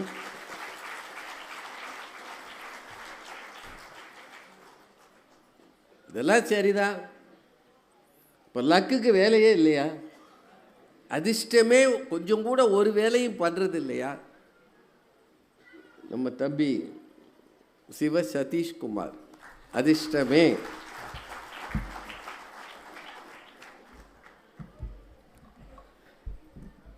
என்னை நன்றாக இறைவன் படைத்தனன், தன்னை நன்றாக தமிழ் செய்யுமாறே நாவீறு படைத்த நடுவர் உள்ளிட்ட பேச்சாளர்களுக்கும் மாவட்ட ஆட்சித்தலைவர் உள்ளிட்ட அத்தனை பெரியவர்களுக்கும் என்னுடைய பணிவான வணக்கத்தை தெரிவித்துக் கொள்கின்றேன்.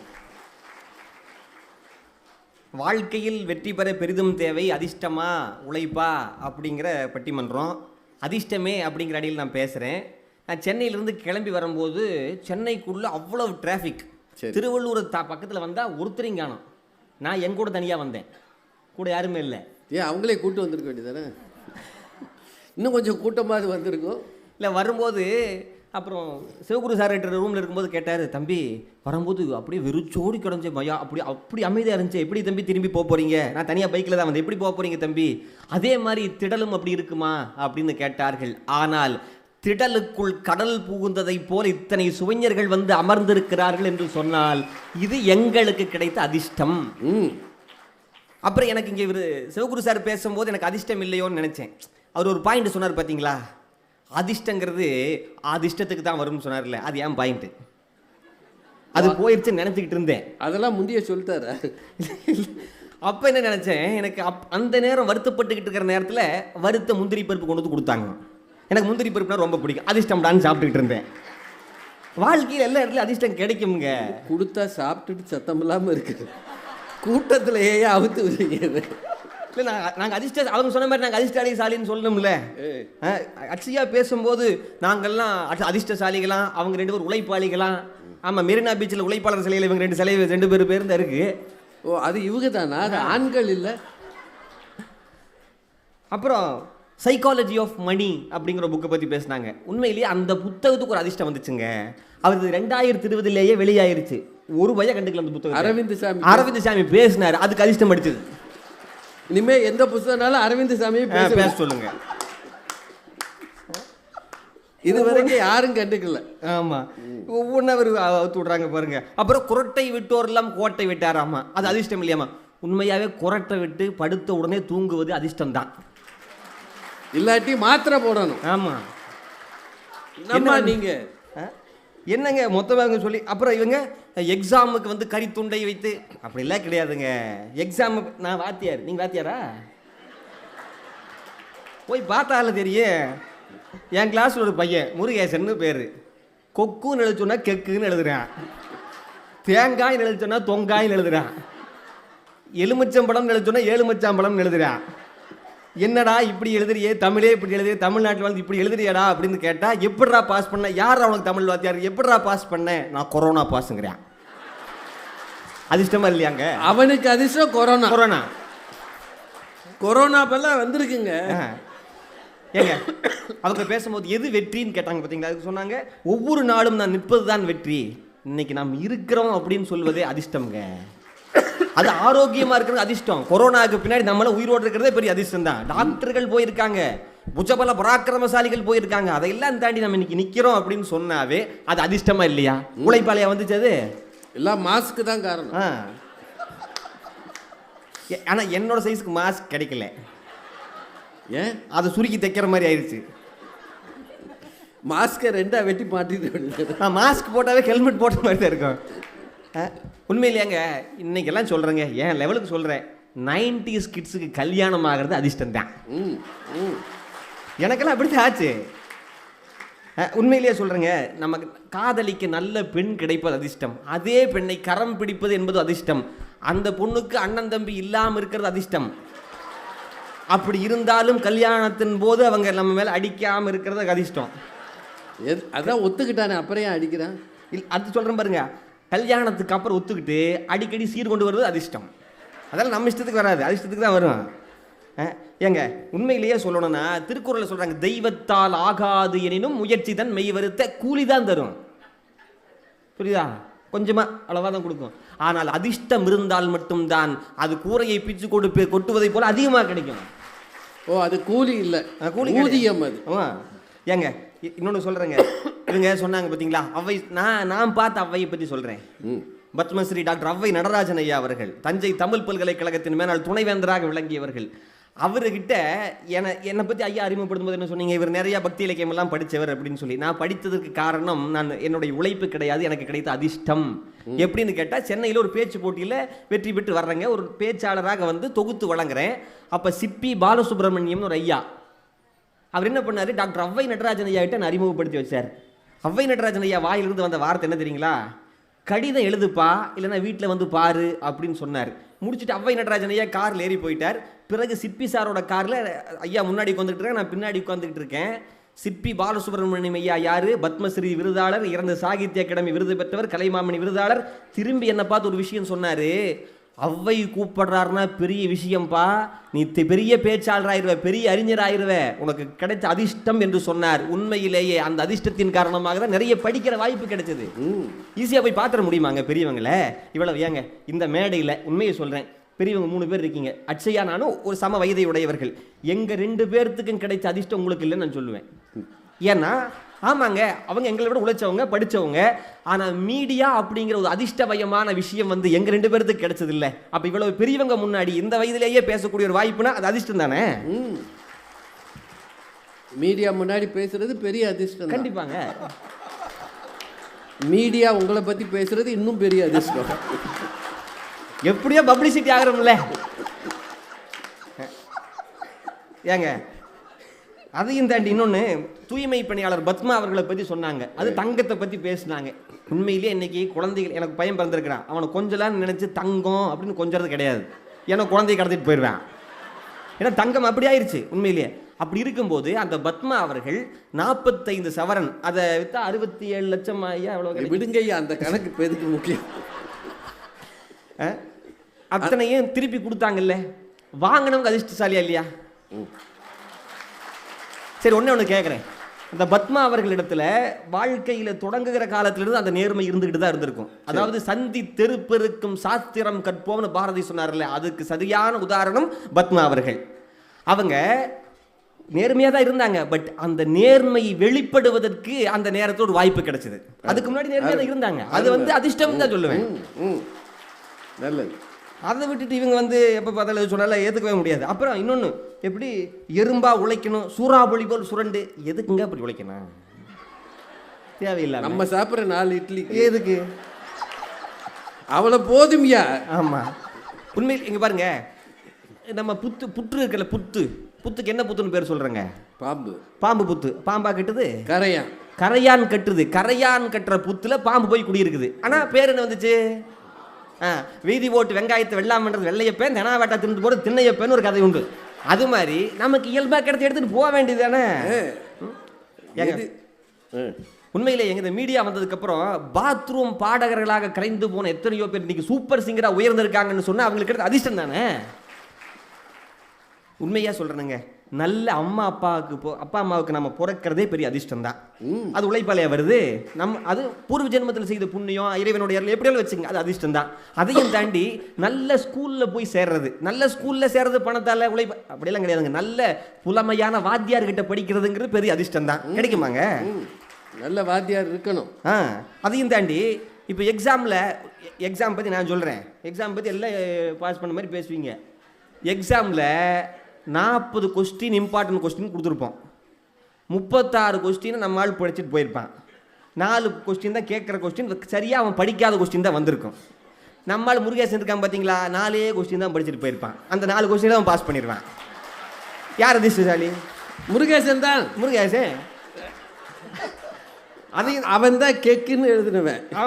கொக்கு கெக்கு அவன் பாஸ் ஆகிட்டான். Corona pass.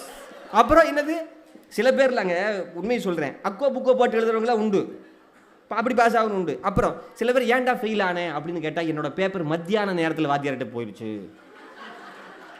சொல்கிறாங்களே இல்லையாங்க. பேப்பர் திருத்த களைப்பு வரும். உண்மையிலே அள்ளி கொடுக்க மாட்டாங்க, கிள்ளி தான் போடுவாங்க. அப்போ காலையில் நேரத்தில் யாரோட நீங்கள் நினச்சி பார்த்துருக்கீங்களா, கிளாஸ் ரூமில் நோட்டை வரிசையாக வைக்கும்போது நம்ம நோட்டு கடைசியில் வந்துடாதா, முன்னாடி வந்துடாதா, நம்மளை யோசிச்சு பார்த்துருக்கோமா இல்லையா? அப்படி இருக்கும்போது வாழ்க்கையில் எல்லா நேரங்களிலும் உழைப்பு உதவாது. உழைப்பை தாண்டி ஒரு படி இறைவனுடைய அருள், வாய்ப்பு, வரம், அனுகூலம், தெய்வாதி எல்லாத்துக்கும் ஒரே பேர் அதிர்ஷ்டம். அந்த அதிர்ஷ்டம் இருந்தால் மட்டும்தான் வாழ்க்கையில் உயர முடியும், இல்லை உயரவே முடியாது. அப்புறம் வாழ்க்கையில் நீங்கள் பெரிய ஒரு உச்சத்தை அடையலான்னு சொல்லிட்டு ரொம்ப கஷ்டப்பட்டு உழைச்சிருப்பீங்க, ஆனால் கொஞ்சம் கூட முன்னேறி இருக்க முடியாது. சின்ன உழைப்பு போட்டிருப்பீங்க, சின்ன உழைப்பு விஸ்வரூப வெற்றியை கொடுத்துரும். அதுக்கு பேர் தான் அதிர்ஷ்டம் அப்படிங்கிறது. அது எல்லாத்துக்கும் கிடைச்சிருக்கும். நீங்கள் யோசிச்சு பாருங்கள், நம்ம பெரிய விஷயங்களை செய்யலாம்னு நினச்சி பல விஷயங்களை பண்ணிடுவோம், முடியாது.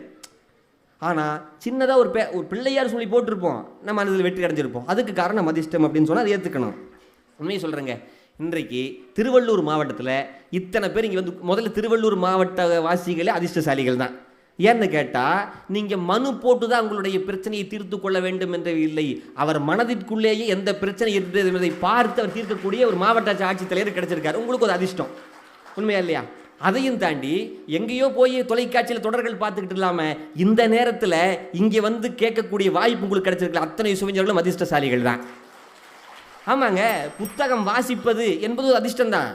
ஒரு புத்தகத்தை ஒரு வாழ்க்கை வரலாறு ஒரு புத்தகம் வச்சுக்கோங்க. வாழ்க்கை வரலாறு, தன்னுடைய வாழ்க்கையில் எவ்வளவு கஷ்டப்பட்டு அடிபட்டு மிதிப்பட்டு அத்தனையும் ஒரு வாழ்க்கை வரலாறு ஒரு பெரியவர் எழுதி கொடுக்குறாரு. எதுக்கு எழுதி கொடுக்குறாரு? அதை படிக்கிறவங்க அந்த கஷ்டத்தை அடையக்கூடாது அப்படின்னு சொல்லி. அப்போ நம்ம ஒரு புத்தகத்தை படிக்கிறோம்னு சொன்னாவே நாம் உழைப்பாளிகள்ல அதிர்ஷ்டசாலிகள். அதையும் தாண்டி பேச்சை கேட்பது என்பது பெரிய விஷயம். சொற்பொழிவு கேட்குறீங்க வச்சுங்களேன், 1 மணி நேரம் பேசணும் அப்படின்னா 60 மணி நேரம் படித்தாதான் பேச முடியும். அப்போ 5 அறிஞர்கள் இங்கே வந்து பேசுகிறாங்க, தினம் பெரியவங்க வந்து பேசுகிறாங்கன்னா கேட்க வந்து நீங்கள்லாம் உழைப்பாளிகள் அதிர்ஷ்டசாலிகளா? பார்த்தீங்களா, சொல்லிட்டாங்க அதிர்ஷ்டசாலிகள். ஏன்னா பட்டி மரத்தை முடிச்சிடுமா? அதையும் தான் இன்னொரு ஒரே விஷயத்தை சொல்கிறேங்க, எங்களை மாதிரி வாத்தியாராக இருந்துக்கிட்டு பேச்சாளராக இருக்கிற மாதிரி அதிர்ஷ்டசாலிகள் யாருமே கிடையாது. வகுப்புக்கு படிக்கிறத மேடையில் சொல்லலாம், மேடைக்கு படிக்கிற பெரிய விஷயங்களை வகுப்புலையும் சொல்லலாம். ஒரே கல்ல 2 மாங்க. அதிர்ஷ்டசாலி தாங்க நாங்கள். இப்போ நாங்கள்லாம் துரதிர்ஷ்டசாலிகளா? அதையும் தாண்டி நான் என் கிளாஸ்ல இல்லைங்க, கிளாஸில் அவன் மார்க் எடுக்கலைன்னா அதிகமாக கோவப்பட மாட்டேன், பதில் சொல்லனா கோவப்பட மாட்டேன், எது சொல்ல அப்படிலாம் கோவப்பட மாட்டேன். நான் சொல்கிற ஜோக்குக்கு அவன் சிரிக்கலைன்னா எனக்கு கோவம் வந்துடும். அங்கே ஒரு ட்ரையல் பார்த்து நான் மேடையில் யூஸ் பண்ணுவேன். அப்போ இதெல்லாம் பெரிய அதிர்ஷ்டம் தானே. அதாவது அங்கே டெஸ்ட் பண்ணி இங்கே ஏற்றிடுறது. ஆமாங்க, அவங்க பாவம் யாவிங்க. உண்மையிலேயே சொல்லணும், நாங்கள் படித்தவர்கள் பாடம் நடத்துகிறார்கள், படிக்காதவர்கள் பள்ளிக்கூடமே நடத்துகிறார்கள். காரணம் அதிர்ஷ்டம். அவசர உதவியில் ஆம்புலன்ஸில் போகும்போது டிராஃபிக் இல்லாமல் இருப்பதும் அதிர்ஷ்டம் தான். ஆப்ரேஷன் தியேட்டரில் கரண்ட் கட் ஆகாமல் இருக்கிறது அதிர்ஷ்டம் தான். எல்லாமே அதிர்ஷ்டம் தாங்க. சென்னையில் இன்றைக்கும் ஒரு நாளைக்கு 100 பேர் சென்னை சென்ட்ரல்லையும் தாம்பரத்துலேயும் வந்து இறங்குறாங்க, எக்மூர்லையும். எதுக்காக? நான் நடிப்பு துறையில் பெரியவனாவே, படிப்பு துறையில் பெரியவனாவேன்னு சொல்லி. ஆனால் அத்தனை பேர் உச்சத்தை தொட்டு விடுவதில்லை. ஒரு சிலருக்கு மட்டும்தான் அந்த வாய்ப்பு கிடைக்கிறது என்று சொன்னால் அது உழைப்பால் வருவதில்லை, அதிர்ஷ்டத்தால் தான் வருகிறது. அதிர்ஷ்டம் தான் நம் வாழ்க்கையிலே நீடித்த வெற்றியை, நிலைத்த வெற்றியை தரும் என்று கூறி வாய்ப்புக்கு நன்றி கூறி விடைபெறுகின்றேன். நன்றி, வணக்கம்.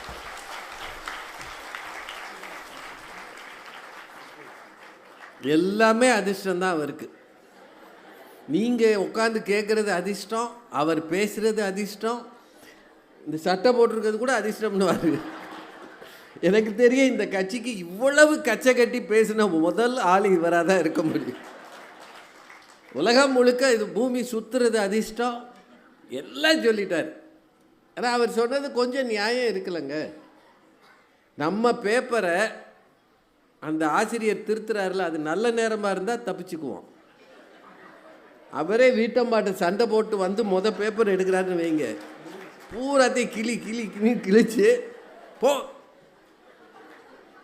அவரே அந்த கல்யாண நாள் அன்னைக்கு வந்து திருத்துறாருன்னு வைங்க, பொங்கல் ரொம்ப நல்லா இருந்தது, ஸ்வீட் நல்லா இருந்தது, போடுறா கூட 2 மார்க்கு சொல்லலாம் தானே. எனக்கு ஆசிரியர் பணியை பற்றி தெரியாது, அவர் சொன்னதை தான் சொல்கிறேன். மத்தியான வேலையில் திருத்தினா மார்க்கு குறையும்ன்றாரு. நீங்கள் ஏன் மத்தியானம் திருத்துறீங்க? எல்லாத்தையும் காலையிலே திருத்த வேண்டியது தானே. பாவமியா அந்த பயலுங்க. கெக்குன்னு எழுதியிருக்கான் ஒருத்தன், காரணம் கொரோனா பாசம். ஒரு விஷயம் அவர் சொன்னாருங்க, நல்லவர்களோடு நமக்கு பரிச்சயம் கிடைப்பது பெரிய அதிர்ஷ்டம். அவ்வை நடராஜன் மாபெரும் அறிஞருங்க. தமிழ் இலக்கிய உலகத்தின் மிக மூத்த முன்னோடி அறிஞர் மறைந்த டாக்டர் அவ்வை நடராஜன் அவர்கள். ரொம்ப பெரிய அறிஞர். தஞ்சை தமிழ் பல்கலைக்கழகத்தினுடைய துணைவேந்தராக இருந்தவர். தமிழிலும் ஆங்கிலத்திலும் உரை நிகழ்த்தக்கூடியவர். கம்பராமாயணத்தை பற்றி பட்டிமன்றத்தை ஆங்கிலத்தில் நடத்தியிருக்கிறார் அவர். இங்கிலீஷில் கம்பராமாயண பட்டிமன்றம். இப்போ எவ்வளவு படித்திருப்பார். அவருக்கு பக்கத்தில் தொண்டனாக இருந்து கற்றுக்கிட்டேன்றாரு. இந்த இடம் கிடைச்சதே அதிர்ஷ்டம் தானே. கரெக்டு தானுங்க. எல்லாராலையும் பெரிய இடங்களுக்கு பக்கத்தில் போக முடியாதுங்க. அதுலேயும் அவரே நீ வாப்பான்னு கூப்பிட்டுருக்கிறாருன்னா பெரிய அதிர்ஷ்டம் பண்ணவர் இவர். அதனால தான் நான் இந்த லெவலில் இருக்கிறேன். ஒரு பொண்ணு கிடைக்கிறது அதிர்ஷ்டம், இந்த பொண்ணு நம்மளை விரும்புகிறது அதிர்ஷ்டம், மச்சாங்க அடிக்காமல் விடுறது அதிர்ஷ்டம், சீர் செய்கிறது பெரிய அதிர்ஷ்டம். பூரா அதிர்ஷ்டம்தான். இந்த அளவுக்கு அதிர்ஷ்ட கட்சியை யாரும் பேச முடியாது. இவர் இந்த அணிக்கு கிடைத்தது நமக்கு கிடைத்த அதிர்ஷ்டம். மீடியாவில் பேசுகிறது அவருக்கு ஒரு பெரிய அதிர்ஷ்டம்ட்டார். இப்போ எல்லாரும் சொன்ன பிறகு உண்மையிலேயே எதுமா அதிர்ஷ்டம் எது உழைப்பு? திருமதி கவிதா ஜவஹர் வாங்கப்பா.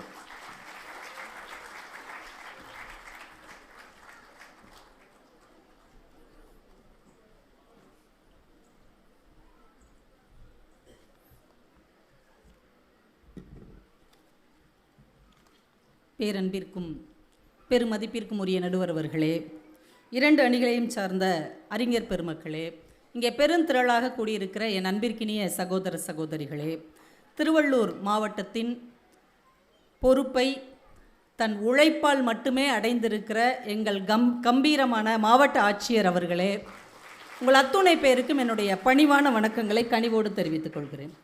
எதிரணியிலிருந்து அதிர்ஷ்டசாலி ஒருத்தர் வந்தார். இப்போ மிச்சர் சாப்பிட்டுட்டு இருக்கார். முந்திரி பருப்பு சாப்பிட்டுருக்காரு.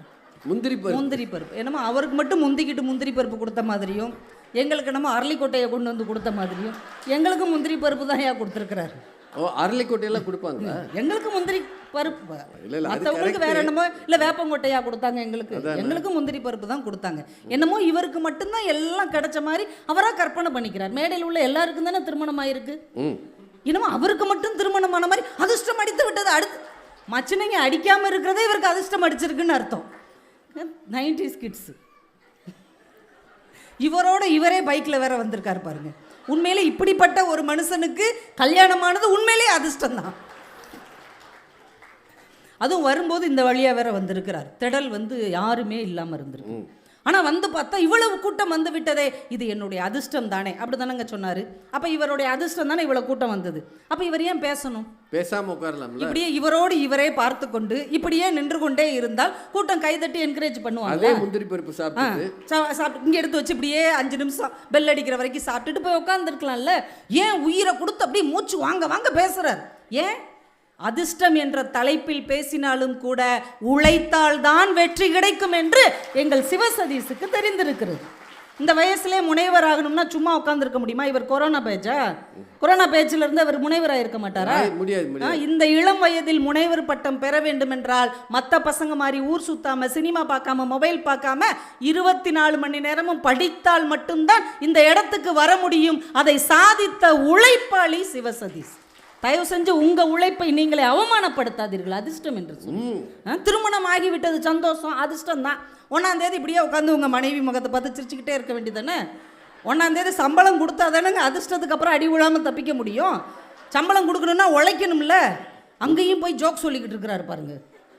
எனக்கு தெரிஞ்சு கல்லூரியில் பாடம் நடத்தாமல், பரீட்சை வைக்காமல், முட்டை மார்க் எடுத்தாலும் திட்டாமல், ஆனால் ஜோக் சொன்னால் மட்டும் சிரிக்காட்டி கோவம் வர்ற ஒரே வாத்தியார் எங்கள் சிவசதீஷ் வாத்தியார் தான். உங்கள் காலத்தில் நாங்கள் பிறந்து படிக்காமல் போயிட்டோம். யார் அவர்? மாணவர்கள் எல்லாம் அதிர்ஷ்டசாலி. ஆமாம், உண்மையிலேயே. அதனால தான் கெக்குன்னு எழுதுறாங்க. அவனுக்கு வேலை கிடைக்குங்கிறீங்க. தொங்காயின்னு எழுதுறவனுக்கு வேலை கிடைக்கும்னு நினைக்கிறீங்க. அவன் உருப்படுவான்னு நினைக்கிறீங்க. ரொம்ப கஷ்டம்யா. உங்களுக்கு வாய்ச்ச அதிர்ஷ்டம் அவனுக்கு வாய்க்கணும்ல. வாய்க்கலன்னா என்ன செய்வான்? எல்லாரும் உங்களை மாதிரி அதிர்ஷ்டத்தில் பிறப்பாங்களா? என்ன சொல்ல வரீங்க? அதிர்ஷ்டம் யாராவது ஒரு சிலர் மேல் தான் கருணை காட்டுகிறது. மற்ற எல்லோரும் உழைத்தால் மட்டும்தான் வெற்றி பெற முடியுமே தவிர இவர் பேச்சை கேட்டு உக்காந்துக்கிட்டே இருந்தால் உருப்படாமல் தான் போகும். அதுவும் அவர் சொன்னார், அவர் பெரிய, அது எனக்கு ரொம்ப வருத்தமாக இருந்தது. சென்னையில் அவர் ஒரு பேச்சு போட்டியில் முதல் பரிசு வாங்கினதுனால சிற்பி ஐயா அவை ஐயாட்ட அறிமுகப்படுத்தியிருக்கிறார். போகிற போக்கில் சொல்லிட்டார், சென்னையில் நடக்கிற ஒரு பேச்சு போட்டியில் எவ்வளோ பேர் கலந்துக்குவாங்க தெரியுமா? குறைந்தபட்சம் 500 கல்லூரி மாணவர்கள் கலந்துக்குவாங்க. 500 கல்லூரி மாணவர்களும் ரொம்ப திறமையானவங்களாக இருப்பாங்க. அவங்கள ஃபில்டர் பண்ணி 100 ஆக்கி 50 ஆக்கி கடைசி நம்பர் 1 வர்றவர் தான் அந்த மாநிலத்திலேயே முதல் பேச்சு போட்டியில் பரிசு பெற்றவராக முடியும். அப்போ எவ்வளவு உழைச்சிருக்கணும், எவ்வளவு மனப்பாடம் பண்ணியிருக்கணும். எந்த நேரமும் அந்த சிந்தனையிலே இருந்தால் தானே அவர் முதல் பரிசை பெற்றிருக்க முடியும். குழுக்கள் போட்டால் எடுக்கிறாங்க பேச்சு போட்டிக்கு. நீங்கள் சொல்லுங்கள், குழுக்கள் போட்டால் உங்களை எடுத்தாங்க, பேசி தானே ஜெயிச்சிங்க. அப்போ உங்கள் உழைப்பை எல்லாம் நீங்களே அதிர்ஷ்டம் என்று ஏன் தூக்கி போடுறீங்க? இதில் குரட்டை விட்டவங்களும் சந்தோஷமாக இருப்பாங்களாம். இரவுல விடுற குரட்டையை பற்றி பட்டுக்கோட்டை எழுதலை. ஒரு கடையை வச்சுக்கிட்டு பகல்லே படுத்து ஒருத்தர் குரட்டை விட்டாருன்னா கடை வியாபாரம் ஓடுமா? ஓடாதான். ஒரு அழகாக ஒரு பொன்மொழி சொன்னாங்க, எப்பயுமே சிரிக்காதவன் பெட்டி கடை வைக்கக்கூடாது, எப்பவும் சிரிக்கிறவன் வட்டி கடை வைக்கக்கூடாது அப்படின்னு. ஒவ்வொரு வேலை செய்கிறதுக்கு கூட ஒவ்வொரு விதமான உழைப்பும் முயற்சியும் வேணுங்க. கொரோனா பேஜில் நிறைய பேர் பாஸ் ஆகினாங்க. உண்மையிலே அவங்க அதிர்ஷ்டசாலிகள் தான். அவங்க யாருக்காவது வேலை கிடச்சதா? இன்டர்வியூக்கு போனோடனே அவங்ககிட்ட என்ன கேள்வி கேட்பாங்க தெரியுமா? நீ என்ன பேச்சு? கொரோனா பேச்சு. எந்திரிச்சு வீட்டுக்கு போய் பகல்லே கொரட்டை விட்டு குப்புறப்படுத்து தூங்கி பேச்சு பேசாமல் அனுப்பிடுவாங்க. பேச்சே கிடையாது. ஏன்னா அவங்களுக்கு ஒன்றுமே கிடையாதுல்ல, எதுவுமே தெரியாது. அந்த அளவுக்கு ஒரு மோசமான சமுதாயத்தை அந்த 5 வருஷத்தில் நம்ம உருவாக்கி இருந்தோம். இதில் அந்த தங்கம் கிடைக்க பெற்றவர்கள் இருக்கிறார்கள் இல்லையா, அவங்க அதிர்ஷ்டசாலி தானே அப்படின்னார். ஆனால் அந்த தங்கத்தை வாங்கின உடனே, அவங்க கையில் கிடைச்ச உடனே, அவங்க கூட இருக்கிறவங்க என்ன சொன்னாங்க தெரியுமா? உழைச்ச காசுங்க, அதனால தான் அது உங்ககிட்டயே திரும்ப வந்திருக்குன்னு சொன்னாங்க. அதையும் பாருங்க ஐயா, அதையும் பாருங்க. எல்லாத்தையும் ஒன் சைடாகவே பார்க்குறது. ஒன் சைடு உலகநாதன் அது 2 வீலரில் வந்ததுனால ஒன் சைடாகவே பார்த்து அவரோடு அவரே பேசி கொண்டு வந்ததால் இப்படி ஆகிவிட்டார். சாப்பிடுங்க முந்திரி பருப்பு எடுத்து. அவர் பசிக்கும் போது திம்பாருமா? அது ஒரு அதிர்ஷ்டம் இல்லையா? பசிக்காமல் சாப்பிடுவதும் ஒரு அதிர்ஷ்டம். உங்களுக்கெல்லாம் துவரம் பருப்பு, அவருக்கு மட்டும்தான் முந்திரி பருப்பு. ஒரு வாட்டுக்கு அடிச்சு விட்றாரு பாருங்க. புத்தகம் வாசிக்க கிடைத்த வாய்ப்பு இதெல்லாம் ஒரு அதிர்ஷ்டமாங்க. என்னங்க அநியாயமாக பேசுகிறாரு. புத்தகம் நம்ம கையில் கிடைப்பது அதிர்ஷ்டம்னு கூட வச்சுக்கலாம். ஆனால் அந்த புத்தகம் எப்படிங்க உருவாச்சு? ஒரு புத்தகத்தை ஒரு படைப்பாளி எப்படி உருவாக்கினான்? பிரபஞ்சன் எழுதினார், எனக்கு ஒரு நாளைக்கு 2 வேளை சாப்பிட கிடைத்திருந்தால் இன்னும் அதிகமான புத்தகங்கள் எழுதியிருப்பேன் என்று அவர் பதிவு செய்தார் என்றால் எழுத்தாளனுடைய புத்தகத்தில் இருப்பது வெறும் மைத்துளி இல்லைங்க, அவனுடைய இரத்த துளி என்பதை தயவு செஞ்சு புரிஞ்சுக்கோங்க. அந்த உழைப்பால் உருவானது. பேராண்மைன்னு ஒரு திரைப்படம் வந்ததுங்க. அதில் அந்த கதாநாயகன் ஒரு வசனம் பேசுவார். இந்த உலகமே உழைப்பால் தான் உருவானது. உழைப்பை கழித்து விட்டால் இந்த உலகத்தில் எதுவுமே கிடையாது. உழைப்பை கழித்து விட்டால் இந்த மேஜைங்கிறது வெறும் மரம் தான். உழைப்பை கழித்து விட்டால் சாக் பீஸுங்கிறது வெறும் சுண்ணாம்பு கட்டி தான். உழைப்பை கழித்து விட்டால் இந்த கட்டிடம் என்பது வெறும் கல்லும் செங்கல்லும் ஜல்லிக்கல்லும் தான்.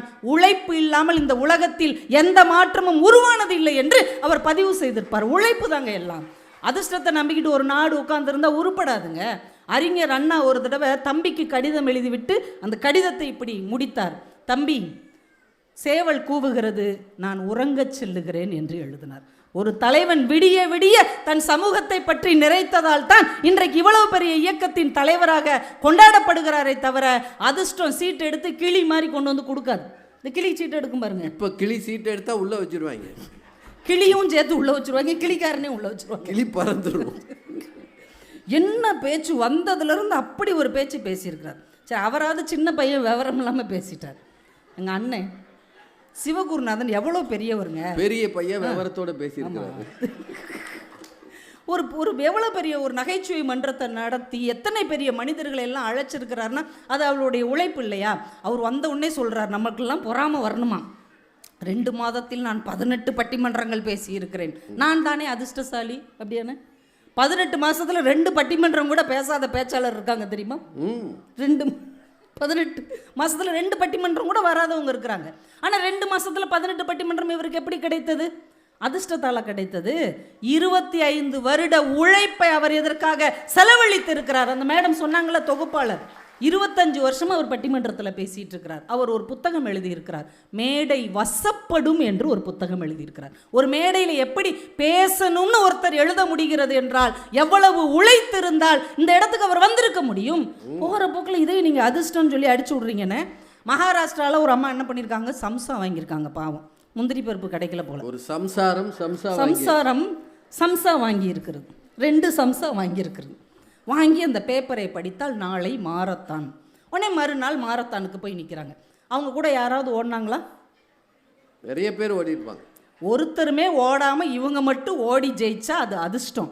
100கணக்கான பேர் ஓடுகிற ஒரு மாரத்தான் போட்டியில் உயிரை கையில் பிடித்து கொண்டு என் கணவனை எப்படியாவது காப்பாற்றியே தீர்வேன்னு ஒருத்தி ஓடுனானா அது உழைப்பின் உச்சம் சார். எந்த பிராக்டிஸும் கிடையாது. அவங்க காலில் ஷூ கிடையாது, அதுக்கான ட்ராக் ஷர்ட் கிடையாது. ஒரு சாதாரண சேலையை கட்டிக்கிட்டு அதை தார்பாச்சி கட்டிக்கிட்டு வெறும் காலோடு அந்த பெண் ஓடி ஜெயித்தார்கள் என்றால் அந்த உழைப்பை போய் அதிர்ஷ்டம்னு சொல்லலாமா?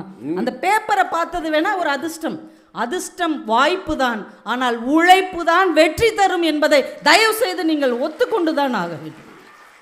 அதனால ஒரு கவிஞன் எழுதினா, கடவுள் அதிர்ஷ்டங்களை விற்பனை செய்கிறார், கடவுள் அதிர்ஷ்டங்களை விற்பனை செய்கிறார், மனிதனின் உழைப்பு தான் அதற்கான விலை என்று அந்த கவிஞர் எழுதினார்.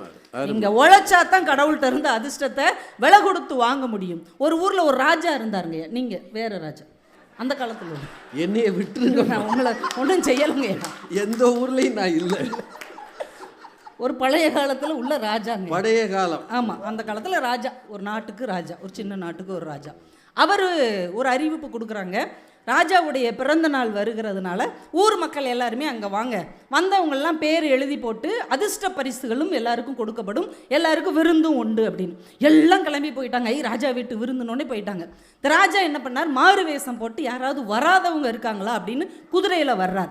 வரும்போது பார்த்தா ஒரு கிராமத்தில் ஒரு வயசான பாட்டி களை எடுத்துக்கிட்டு இருக்காங்க அவங்க வயக்காட்டில்.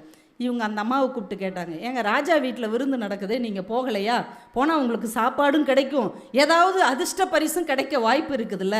அதுக்கு அந்த பாட்டி சிரிச்சுக்கிட்டே சொன்னாங்களாம், அங்கே வந்தால் அதிர்ஷ்டம் கிடைக்கவும் செய்யலாம், கிடைக்காமையும் போகலாம், ஆனால் இங்கே உழைச்சா நிச்சயமாக எனக்கு சோறு கிடைக்கும், நாளைக்கும் கிடைக்கும், நாளை கழிச்சும் கிடைக்கும் அப்படின்னாங்க.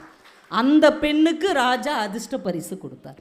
எங்கே உழைப்பு உண்மையாக விதைக்கப்படுகிறதோ அங்கேதான் அதிர்ஷ்டமும் அறுவடையாக மாறுகிறது என்பதுதான் வாழ்க்கையின் உண்மை என்பதை தயவு செய்து நீங்கள் புரிந்து கொள்ள வேண்டும். இந்த உலகத்திலேயே மிகச்சிறந்த இசையை கொண்டு வந்தவர் பீத்தோவன் அப்படின்னு ஒருத்தர். அவ்வளவு சிறப்பான இசையை இந்த உலகத்துக்கு கொடுத்தவர். ஒரு மேடையில் அப்படியே லட்சக்கணக்கான மக்கள் கூடி இருக்கிறாங்க, ஒரு மிகச்சிறந்த இசையை வாசிக்கிறார்.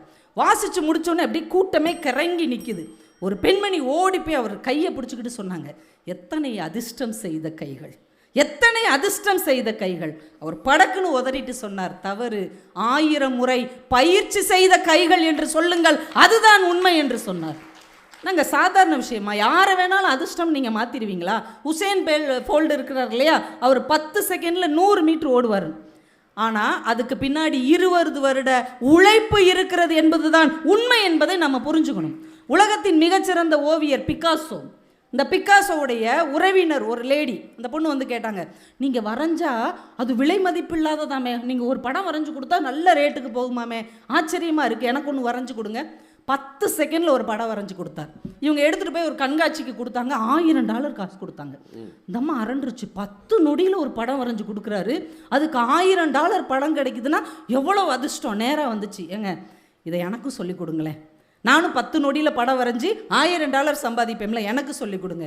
சிரிச்சுக்கிட்டே சொன்னார், உனக்கு சொல்லிக் கொடுக்குறேன், ஆனால் அதற்கு 30 வருடங்கள் ஆகும், பரவாயில்லையான்னு கேட்டார். இவங்க இந்த 10 நொடியில் கிடைக்கிற வெற்றியை பார்க்கிறார்களே ஒழிய அதற்கு பின்னால் இருக்கிற 30 வருட உழைப்பை மறந்து விடுகிறார்கள் நடுவர் அவர்களே. சாதாரணமாக போகிற போக்கில் எல்லாத்தையும் நீங்கள் சொல்லிட்டு போயிடுறீங்க. இது திருவள்ளூர் மாவட்டம். இதே மாவட்டத்தில் ஒரு சின்ன கிராமம் நாராயணபுரம்னு நினைக்கிறேன், இங்கே கூட கேள்விப்பட்டிருப்பீங்க. 3 பொம்பளை பிள்ளைங்க, ஒரு சாதாரண எளிய குடும்பத்தை சேர்ந்தவங்களுக்கு. 2 பொம்பளை பிள்ளைங்க வரைக்கும் அவங்க தாங்கிக்கிட்டாங்க. 3ஆவது பொம்பளை பிள்ளை பிறந்தவொடனே துரதிஷ்டம்னு முடிவு பண்ணிட்டாங்க. எனக்குன்னா ஆம்பளையே பிறக்கல, பொம்பளை பிள்ளையாக பிறக்குது, துரதிஷ்டம் முடிவு பண்ணி அந்த பிள்ளைக்கு வேண்டாம்னு பேர் வச்சிட்டாங்க. இது எவ்வளோ பெரிய துரதிஷ்டங்க, வேண்டாம்னு ஒரு குழந்தைக்கு பேர் வைக்கிறது. அந்த பிள்ளை பார்த்தா, வேண்டாம்னா எனக்கு பேர் வைக்கிறீங்க, உங்களுக்கு முன்னாடி நான் ஜெயிச்சு காட்டுறேன்னு கஷ்டப்பட்டு படித்து 12th நல்ல மார்க் வாங்கி மெரிட்டில் சிஐடி காலேஜுக்கு போனாங்க. அங்கேயும் எல்லாரும் வேண்டாம், இங்கே வர வேண்டாம், வேண்டாம் அங்கே உட்கார வேண்டாம், இப்படியே கேலி பண்ணியிருக்கிறாங்க. இந்த பொண்ணு பார்த்துச்சு, என் பேரை வச்சு நீங்கள் கேலி பண்ணுறீங்களா, அதையும் நான் ஜெயிச்சு காட்டுறேன்னு நேரம் கிடைக்கும் போதெல்லாம் ஜப்பான் மொழி படித்தது. உட்காந்து முந்திரி பருப்பு சாப்பிடல, கொக்க கெக்குன்னு சொல்லலை, அவர் தெரியாமல் அதை சொல்லி. இல்லைங்க, நானும் தெரியாமல் தான் ஏன் சொல்கிறேன். ஐயா, இனிமேல் யாருக்கும் முந்திரி பருப்பு கொடுக்காதீங்க. அந்த பொண்ணு உட்காந்து ஜப்பான் மொழி படித்தது. 4வது வருஷம் படிக்கும்போது ஜப்பான் நிறுவனத்திலிருந்து ஒரு மிகப்பெரிய கம்பெனிலேருந்து கேம்பஸ் இன்டர்வியூ வந்தாங்க. எல்லாம் நம்ம ஆளுகள்லாம் தமிழ்லையும் இங்கிலீஷ்லையும் பேசும்போது அந்த பொண்ணு அப்படி ஜப்பான் மொழியில் அடித்து நொறுக்குனா பாருங்க, அசந்து போய் அந்த இடத்துலையே 22 லட்சம் ரூபா சம்பளத்துக்கு அவளுக்கு அப்பாயின்மெண்ட் கொடுத்தாங்க. பெற்றோர்களும் இந்த உலகமும் அவளை வேண்டாம் என்று சொல்லியது, தன் உழைப்பால் வேண்டும் என்று ஒரு நிறுவனத்தையே வரவழைக்க அவளால் முடிந்தது என்றால் அந்த உழைப்பு தான் அவளுக்கு வெற்றியை தந்தது. நடுவர் அவர்களை, அதிர்ஷ்டம் எப்போதும் வெல்லாது, ஆனால் உழைப்பு ஒருபோதும் தோற்காது. அதிர்ஷ்டம் என்னைக்காவது ஒரு நாள் ஒருவனை கைவிட்டு விடும், ஆனால் உழைப்பு ஒரு நாளும் ஒருவனை கைவிட்டு விடாது. அதனால்தான் அப்துல் ரஹ்மான் ஒரு அழகான கவிதை சொன்னார், விதியின் எழுத்தை, விதி எழுதுதில்ல, விதியின் எழுத்தை கண்ணீரால் அழிக்க முடியாது, ஆனால் வியர்வை துளியால் கண்டிப்பாக அழிக்க முடியும் என்று சொன்னார். என்றால் தயவு செய்து அதிர்ஷ்டத்தை நம்பி உட்கார்ந்து கொண்டு இருக்காதீர்கள், உழைப்பை நம்பி முன்னேறுங்கள், நிச்சயமாக அது வெற்றி கனியை பறித்து நம் கையில் கொண்டு வந்து தரும் என்று சொல்லி வாய்ப்பு கொடுத்த அத்துணை நல்ல உள்ளங்களுக்கும் நன்றி கூறி விடைபெறுகிறேன். நன்றி, வணக்கம். பெரியவர்களே, கவிதா ஜவஹர் அவர்கள் மிகச் சிறப்பாக பேசி நிறைவு செய்திருக்கிறார். ஒரு 10 நிமிஷம் நான் எடுத்துக்கலாமா உங்கள் அனுமதியோடு? கொஞ்சம் நீங்கள் பொறுத்துக்கங்க. ஏன்னா எல்லாரும் 8:30 ஆனோடனே வயிறு பசிக்க ஆரம்பிக்கும், பஸ்ஸு போயிடுமோன்ற பயம் வரும், ஏதாவது ஒன்று இருந்துட்டு போதியா, நம்ம யோகத்துக்கு வீட்டுக்கு போவோம் அப்படின்னு தோணும். ரொம்ப சிறப்பாக நிறைவு செய்திருக்கிறார். உழைப்பா அதிர்ஷ்டமா, எல்லார் முன்னாடி இருக்கிற கேள்வி இது. இப்போ இந்த அதிர்ஷ்டம்ன்றதுக்கு கொஞ்சம் கூட வாய்ப்பே இல்லையா? லக்கி டிப்புன்னு ஒன்று வைக்கிறீங்களா இல்லையா? நாங்கள் நான் கேட்குறதெல்லாம் கொஞ்சம், அதிர்ஷ்ட குழுக்கள் இருக்கா இல்லையா? இன்னைக்கு இருக்கா இல்லையா? சில கூட்டங்களுக்கு எல்லோரும் வாங்க, நிறைவில் குலுக்குவோம், உங்கள் நம்பருக்கு பரிசு விழுந்தால் ஒரு சின்ன டிவி கிடைக்கும், ஒரு மொபைல் கிடைக்கும், இருக்கா இல்லையா? அதை வாங்கினால எல்லாரும் என்ன பாராட்டுறாங்க, 1000 பேர் வந்தாயா, இவனுக்கு அடிச்சிச்சியா யோகம் சொல்கிறோமில்ல. அப்படின்னா அதிர்ஷ்டத்துக்கு ஒரு வாய்ப்பு இருக்குது. என்னங்க இருக்குல்ல சார்? லக்கி நம்பர்னு ஒன்று இருக்குல்லங்க. உங்கள் ஒவ்வொருத்தர் பிறந்த தேதியும் வச்சு ஒரு நம்பர் சொல்லுவாங்க, இதுதான் லக்கி நம்பர். நீங்கள் வெளிநாடுகளுக்கு போனீங்கன்னா 13வது மாடியே இருக்காது. பெரும்பாலும் அமெரிக்காலே அதுதான். 11, 12, 14 தான் இருக்கும். ஏன்னா அவனுக்கு 13 அன்லக்கி நம்பர். 13ன்றதே வச்சுருக்க மாட்டாங்க பெரும்பகுதி. சார் நீங்களே 2 வீலர் வாங்கினா வண்டி வாங்கினா 8ஆம் நம்பரில் முடிகிறது வேண்டாம்னு சொல்கிறீங்களா இல்லையா? என்னங்க யார் அது மாதிரி சொன்னது இல்லையா?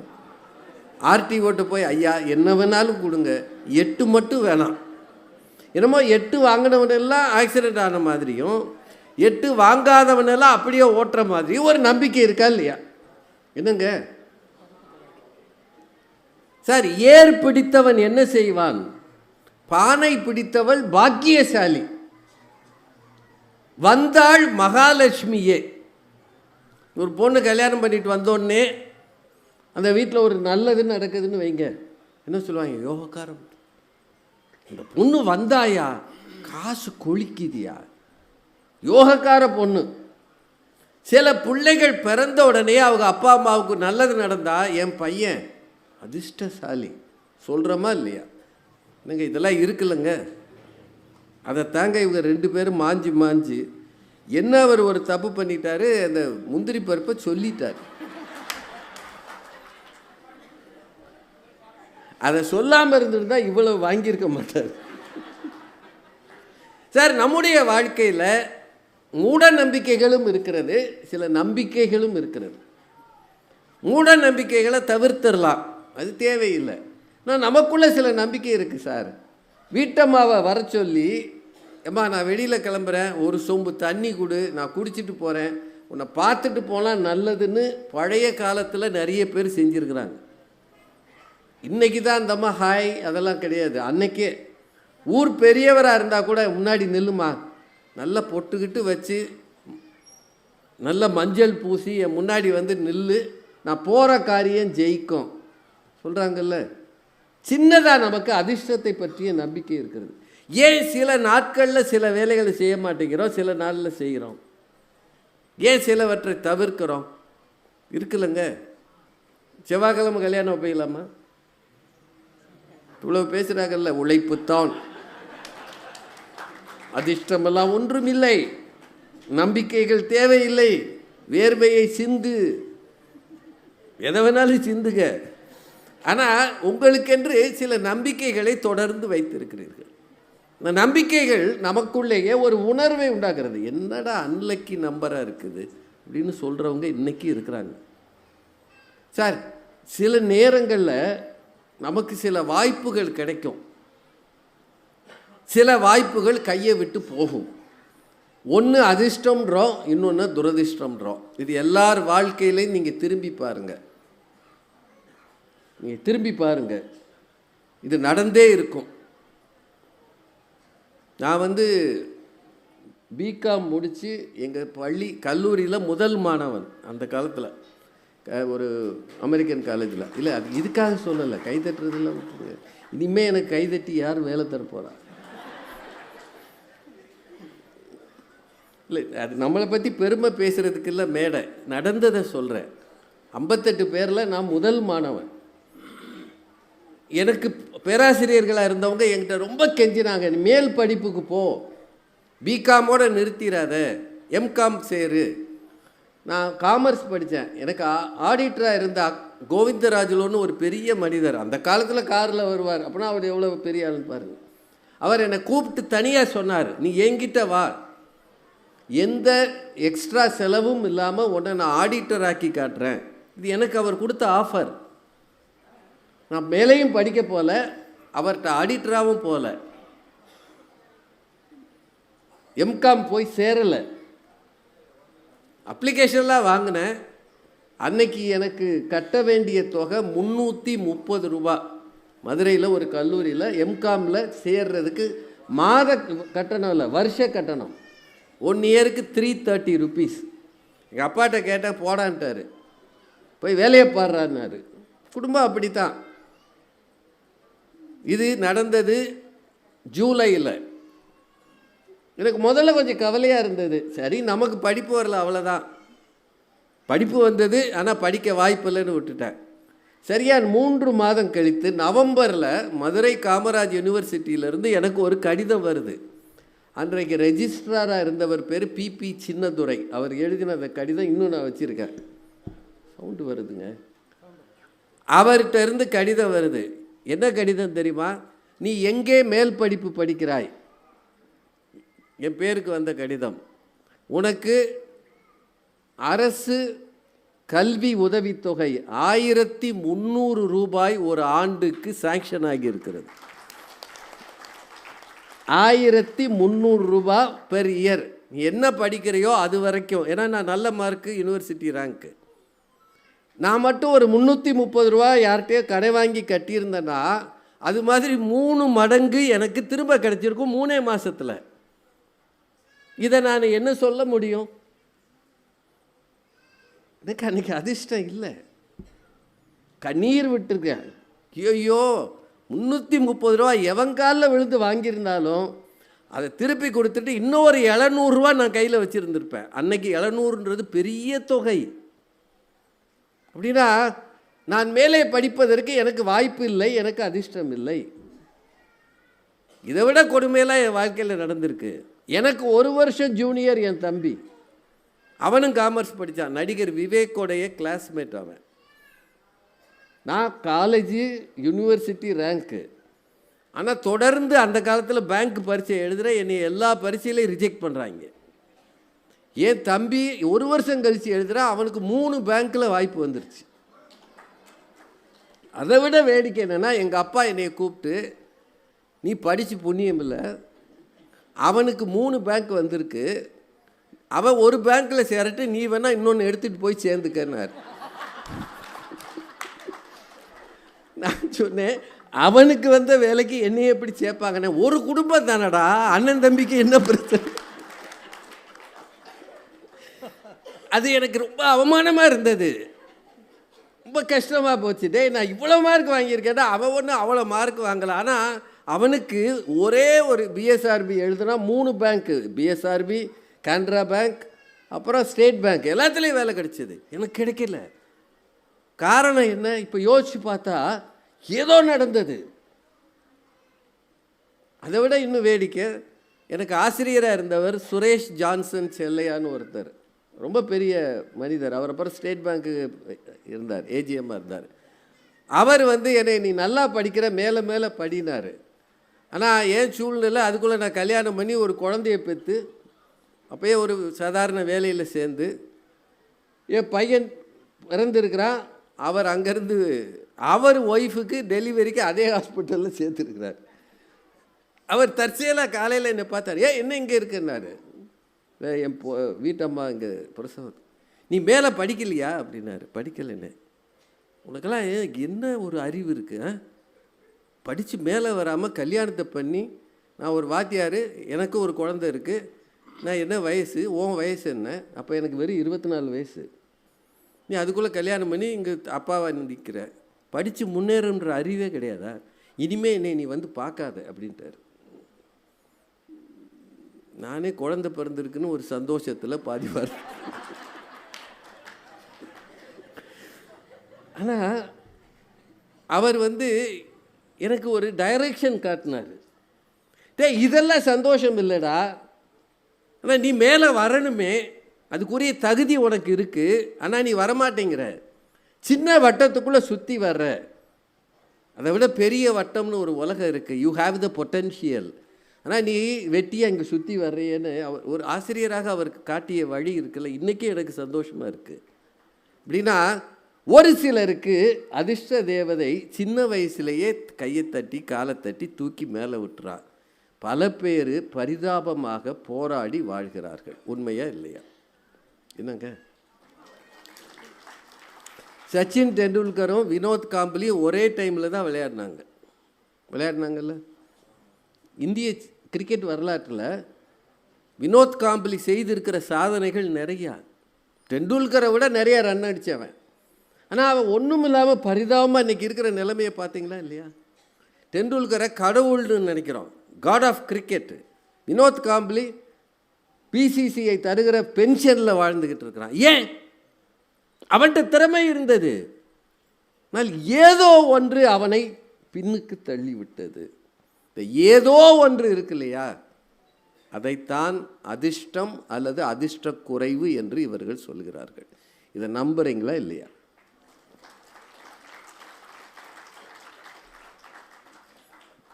அகமதாபாத்தில் ஒரு விமானம் விழுந்தது. அது ஏன் விழுந்ததுன்னு யாருக்கு இன்னும் தெரியல, ஆனால் விழுந்துருச்சு. 200 சில்லற பேரில் ஒரு ஆள் மட்டும் நடந்து எந்திரிச்சு வெளியே வந்தான். பார்த்தீங்க, ஏதோ ஒரு பஸ்ஸை விட்டு இறக்கி வர்ற மாதிரி 241 பேர் நினைக்கிறேன், எல்லாரும் போயிட்டாங்க. ஒரு ஆள் மட்டும் காயத்தோட தீப்பிடிச்சதோடு இப்படி நடந்து வர. எவனுமே நம்பலை. டேய், அது தீப்பிடிச்சி இங்கே வரைக்கும் தெரியுது அந்த வெப்பம், நீ எப்படிடா வந்தேன்? நான் 11A வந்தேன்றான். 11A city bus. அது அவன் இருந்த சீட்டியா கரெக்டாக அதுக்கிட்ட உடஞ்சி அந்த சீட்டு மட்டும் எஜெக்ட் ஆகி வெளியில் வந்துருச்சு. இதை என்ன சொல்லுவீங்க? அவர் 11Aக்காக உழைத்தார். அதை விட வேடிக்கை தெரியுமா, அது நடந்து கொஞ்ச நாளைக்கு எல்லாரும் 11A சீட்டாக புக் பண்ணாங்க. அவங்களுக்கெல்லாம் என்ன நம்பிக்கைன்னா, இந்த விமானம் விழுந்தா 11A தப்பிச்சிடலாம். எப்படியா இது 11A அவ்வளோ பேர் புக் பண்ணுறாங்க. அந்த சீட்டுக்கு ஏகப்பட்ட மரியாதையாக போச்சு. ஏன்னா நம்மையும் மீறி ஏதோ நடக்கிறது. இந்த நம்மையும் மீறி என்பதை இறை அருள்னு சொல்லலாம், விதின்னு சொல்லலாம், ஊழ் விதி. அதான் இவங்க அதிர்ஷ்டம் துரதிர்ஷ்டம்னு சொல்கிறாங்க. இதற்கு மனித வாழ்க்கையில் ஒரு பங்கு இருக்கிறதா அப்படின்னா இருக்கிறது. அதை இல்லைன்னு சொல்ல முடியாது. என்னங்க நான் சொல்கிறது சரியா? சரி, என்ன சீக்கிரம் முடிக்கணுமா இல்லையா? இப்போ இவர் அவ்வை நடராஜனை பார்த்த மாதிரி நான் பாப்பையா சார் கூடவே போகலைன்னா எனக்கு மேடையில் வாய்ப்பு கிடைச்சிருக்குமா? ஏன்னா நான் அவ்வளவு தகுதி எனக்கு கிடையாது. வேறு அளவுக்கு நான் படிக்கலை, பெரிய தகுதி எனக்கு கிடையாது. நான் காமர்ஸ் படித்தேன், தமிழ் படிக்கலை. அவர் சிபாரிசில் தான் நான் வந்தேன். இதில் ஒன்றும் சொல்லிக்கிறதுல வெக்கம் இல்லை. என்னங்க, யார் உங்களை தூக்கி விட்டாரோ அவரை வாழ்நாள் முழுக்க நினைவில் வச்சுருக்கணுமா இல்லையா? ஒருவேளை மற்றவங்க சொல்கிறபடி நான் குறுக்கு வழியில் கூட வந்திருக்கலாம். ஏன்னா அதுதான் உண்மை. அதில் என்ன இருக்குங்க? ஆனால் குறுக்கு வழியிலலாம் வந்தாலும் பாப்பையா சார் பக்கத்தில் இருந்ததுனால, அவர் பார்வைப்பட்டதுனால நமக்கு மேடையில் ஒரு வாய்ப்பு கிடைச்சதுங்க. 1991 ஜூலை 15 ஒருத்தர் வரலை, என்னைய மேடைக்கு வாங்கன்னாங்க. இதான் நான் வந்த கதை. அதை என்ன சொல்லுவீங்க? அதிர்ஷ்டம் தானே? கரெக்டு தானேங்க? எவ்வளோ காலம் நான் அவர் கூட இருந்தேன்? 1976 15 வருஷம் அவர் பின்னாடியே அலைஞ்சேன். எதுக்காக? மேடைக்கு வரணுன்றதுக்காகவா? இல்லை, பேச்சு கேட்குறது எனக்கு ரொம்ப பிடிக்கும். அதுவும் அந்த காலத்தில் மாபெரும் அறிஞர்கள், குன்றக்குடி அடிகளார், தமிழ் குடிமகன், சொல்விளங்கு பெரும்பாலும், பெரிய பெரிய காந்திமதி அம்மா, அவங்களாம் பேசுனா அவ்வளோ நல்லா இருக்கும். ஊடகம் கிடையாதுங்க அன்றைக்கி. ரேடியோவை தவிர, சினிமாவை தவிர ஒன்றும் கிடையாது. மொபைல் கிடையாது, டிவி கிடையாது, ஒன்றும் கிடையாது. எங்களுக்கு பொழுதுபோக்கே அங்கே போய் கேட்குறது தான். தரையில் உட்காந்து கேட்டிருக்கோம், வெறும் தரையில் சுடும், அதில் உட்காந்து கேட்டு பழகணும். அப்போல்லாம் ஒரு எதிர்காலத்தை பற்றி சிந்தனை இல்லை. ஆனால் கேட்டு கேட்டு இதில் இருந்ததுனால கற்றிலன் ஆயினும் கேட்க அப்படின்னு ஒரு திருக்குறள் இருக்குல்ல, இப்படி கேட்டதன் பயன்தான் ஒரு வாய்ப்பு கிடைக்கும் போது மேடைக்கு வந்தோம். அதை நான் லக்குன்னு ஒத்துக்கிறேன். ஆனால் அந்த மேடையில் இவர் சொன்ன மாதிரி நான் முந்திரி பருப்பு சாப்பிட்ருந்தேன்னு வைங்க,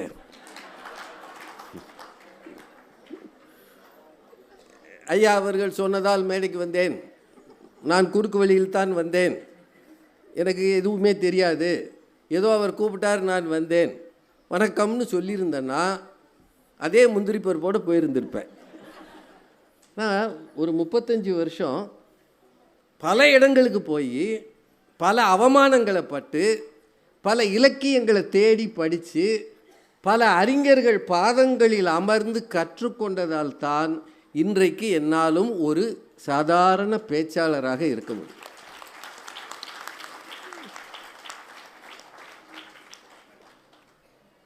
இந்த மேடையில் பாப்பையா சாரோட பேசின இந்த அம்மா இருக்கிறாங்க, இவங்க இருக்கிறாங்க, பாரதி பாஸ்கர் ஒரு பேச்சாளர் இருக்கிறாங்க, தம்பி இருக்கிறாரு, அவங்க கூட ஐயா கூட பேசியிருக்கிறாங்க.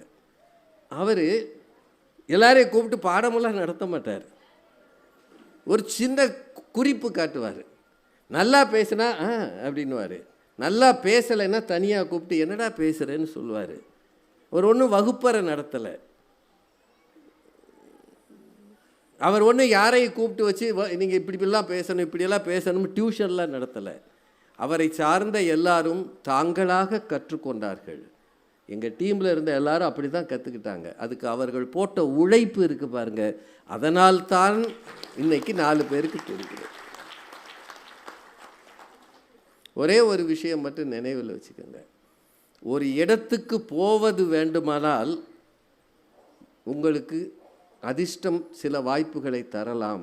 ஆனால் அங்கே போன பிறகு என்னவாக வாழ்கிறீர்கள் என்பது உழைப்பினால் மட்டும்தான் முடியும்.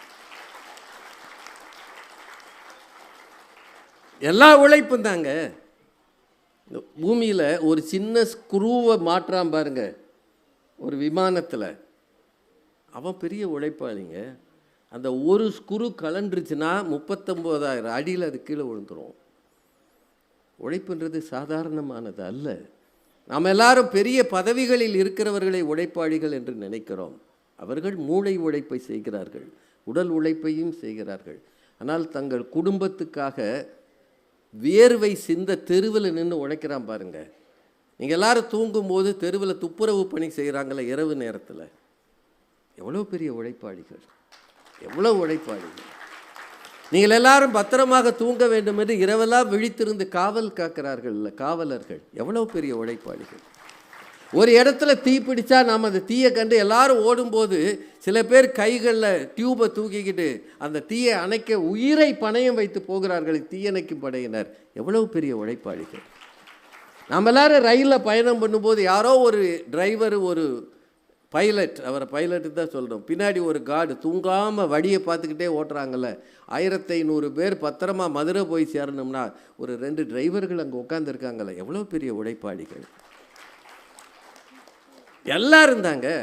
பெரிய உழைப்பு மட்டும் இல்லைங்க, இந்த பெரிய பாதைகளில் 4 வேல நீங்கள் போகும்போது நிறைய இந்த சாப்பாட்டு கடைகள் இருக்குல்ல, ஹோட்டல்ஸு, அது வாசலில் இந்த வயசானவங்க எல்லாரும் தலையில் ஒரு தொப்பியை போட்டு ஒரு கொடையை பிடிச்சிக்கிட்டு ஒரு பச்சை கொடி ஆட்டிக்கிட்டே இருக்காங்கல்ல, எனக்கு அவங்கள பார்க்கும்போதெல்லாம் கண்ணில் கண்ணீர் வரும். நம்ம அவங்கள பற்றி யோசித்ததே இல்லைல்ல. ஒரு வேளை சாப்பிட்றதுக்காக நம்மளை வாங்க சாப்பிட வாங்கன்னு அவர் கூப்பிட்றாரு, அந்த வெயில்லையும் நிற்கிறாரு. எதுக்காக? குடும்பத்தில் 4 பேர் பசியாறணுன்றதுக்காக. அந்த மனிதர்களின் உழைப்புக்கு நிகர் என்ன இருக்கிறது? என் விதி நான் இங்கே நிற்கிறேன்னு அவர் வருத்தப்படலை, எத்தனை வெயில் அடித்தாலும். ஏன்னா அவர் போய் நிழலில் ஒதுங்கினா அந்த முதலாளி சம்பளம் தர மாட்டார். அதையும் மீறி உழைக்கிறாங்கல்ல, இரவு பகலாக வயலில் உழைக்கிற விவசாயிகள், தெருவிலே சின்ன கடை போட்டு நிற்கிறவங்க, எத்தனை எத்தனை உழைப்பாளிகள். இராணுவத்தில் இருந்து சியாச்சனில் இருந்து கொண்டு குளிரிலே, நடுக்குகிற குளிரிலே எதிரிகள் வரவிடாமல் பார்க்கிறவர்கள். சமூகம் முழுக்க உழைப்பாளிகளால் தான் இருக்கிறது. அவர்கள் யாரும் அதிர்ஷ்டத்தை நம்பி காத்திருப்பதில்லை. ஒவ்வொரு காலையையும் விடிய ஒரு சூரியன் மேலே எழும்போது அந்த காலையை அவர்கள் பார்க்கிறார்கள், அது மறைந்த பிறகும் உழைக்கிறார்கள். அப்படின்னா எனக்கு என்னவோ அதிர்ஷ்டம் நம் வாழ்க்கையில் சின்ன சின்ன வேலைகளை செய்கிறது, வாய்ப்புகளை தரலாம், ஒரு இடத்துக்கு கொண்டு போய் வைக்கலாம். அதையும் தாண்டி நம்ம பிள்ளைகளை கொண்டு போய் பள்ளிக்கூடத்தில் சேர்க்கலாம். படிக்க வேண்டியது நம்ம வேலை தானே. பரீட்சைக்கு போகிற பிள்ளைகள் யார்கிட்டையாவது கூப்பிட்டு நல்லா படிடான்னு சொல்லுவீங்களா? லக்கு இருந்தால் பாஸ் ஆகுன்னு சொல்லுவீங்களா? கெக்குன்னு எழுதுறவன அதை லக்குன்னு சொல்லுவீங்களா? உண்மை என்னன்னா உழைக்கணும், இருக்கிற வரை உழைக்கணும். எவ்வளவு காலம் உழைக்கிறீர்களோ அவ்வளவு காலம் நீங்கள் இளமையாக இருப்பீர்கள். எப்போது உழைக்க மறுக்கிறீர்களோ அப்போது முதுமை உங்களை கவிவிட்டது என்ற அர்த்தம். உழைத்து பாருங்கள், உழைப்பு தான் நல்லது. ரொம்ப முன்னாடி ஒரு சினிமா பாட்டு வந்தது, உழைக்கும் கைகளே, உருவாக்கும் கைகளே, உலகை புதுமுறையில் உண்டாக்கும் கைகளே. சாதாரண வரி இல்லை. சிரித்து வாழ வேண்டும், பிறர் சிரிக்க வாழ்ந்திடாதே, உழைத்து வாழ வேண்டும், பிறர் உழைப்பில் வாழ்ந்திடாதே. பிறர் உழைப்பில் வாழாதீர்கள், நீங்கள் உழையுங்கள், மேலே வாருங்கள். 1990களுக்கு பிறகு உலக அரங்கிலே இந்தியா சாஃப்ட்வேரில் மேலே வந்திருக்குன்னா அதுக்கு ஒரு நிறுவனம் காரணம், இன்ஃபோசிஸ் என்கிற நிறுவனம். 1980களில் கம்ப்யூட்டர்கள் மேலே வரும்போது பெங்களூரில் இருந்த ஒரு 2-3 நண்பர்கள் ஒன்று சேர்ந்து ஒரு அம்மா சுதாமூர்த்தி கொடுத்த 10,000 ரூபாய் மூலதனத்தில் தொடங்கியது இன்ஃபோசிஸ் நிறுவனம். அதன் வெற்றிக்கு என்ன காரணம்னு நாராயணமூர்த்தி அவர்களிடம் கேட்டாங்க. அவர் சொன்னார், எல்லாரும் 9 மணிக்கு வேலைக்கு போய் 5 மணிக்கு வீட்டுக்கு வரும் காலத்திலே நான் 6:30 மணிக்கு வேலைக்கு போய் இரவு 9:30 வரை உழைத்தேன். அதுதான் இத்தனை பெரிய நிறுவனத்தை உருவாக்கியது. உங்கள்கிட்ட ஒரே ஒரு செய்தியை சொல்லி நிறைவு செய்ய, எல்லாரும் வேலை செய்கிறீங்க, ஆனால் ஒரு சிலர் மட்டும் பாராட்டப்படுகிறார்கள். ஏன்? வாங்குகிற சம்பளத்துக்கு உழைக்கிறவர்கள் சாதாரணமானவர்கள், வாங்குகிற சம்பளத்தை விட அதிகமாக உழைக்கிறார்கள் பாருங்கள், அவர்கள் தான் உன்னதமானவர்கள். அது எந்த பணியாக இருந்தாலும் சரி. நான் 10,000 சம்பாதிக்கிறேன், 10,000க்கு உழைப்பேன், 8,000க்கு உழைப்பேன்னா நீங்கள் ஆவரேஜ். 10,000 தான் அவர்கள் தருகிறார்கள்.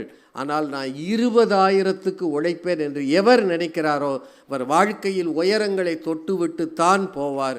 ஒரு நாளும் அதிலே மாற்றம் இல்லை. என்றால் உழைத்து பாருங்கள், உழைப்பு தான் உங்களை உயர்த்தும். அதிர்ஷ்டம் அது பாட்டுக்கு இருக்கட்டும். அவர் ரொம்ப அழகாக சொன்னார், அது இஷ்டத்துக்கு வரும் போகும்னாரு. ஆனால் உங்கள் இஷ்டத்துக்கு உழைத்து பாருங்கள், அதிர்ஷ்டம் கூட உங்களை எட்டி பார்க்கும் என்று சொல்லி மிகச்சிறந்த இந்த நிகழ்ச்சிக்கு வருகை தந்து இருந்து கேட்கிற மாவட்ட ஆட்சியருக்கு நன்றி சொல்லி, உழைப்பு தான். நன்றி, வணக்கம்.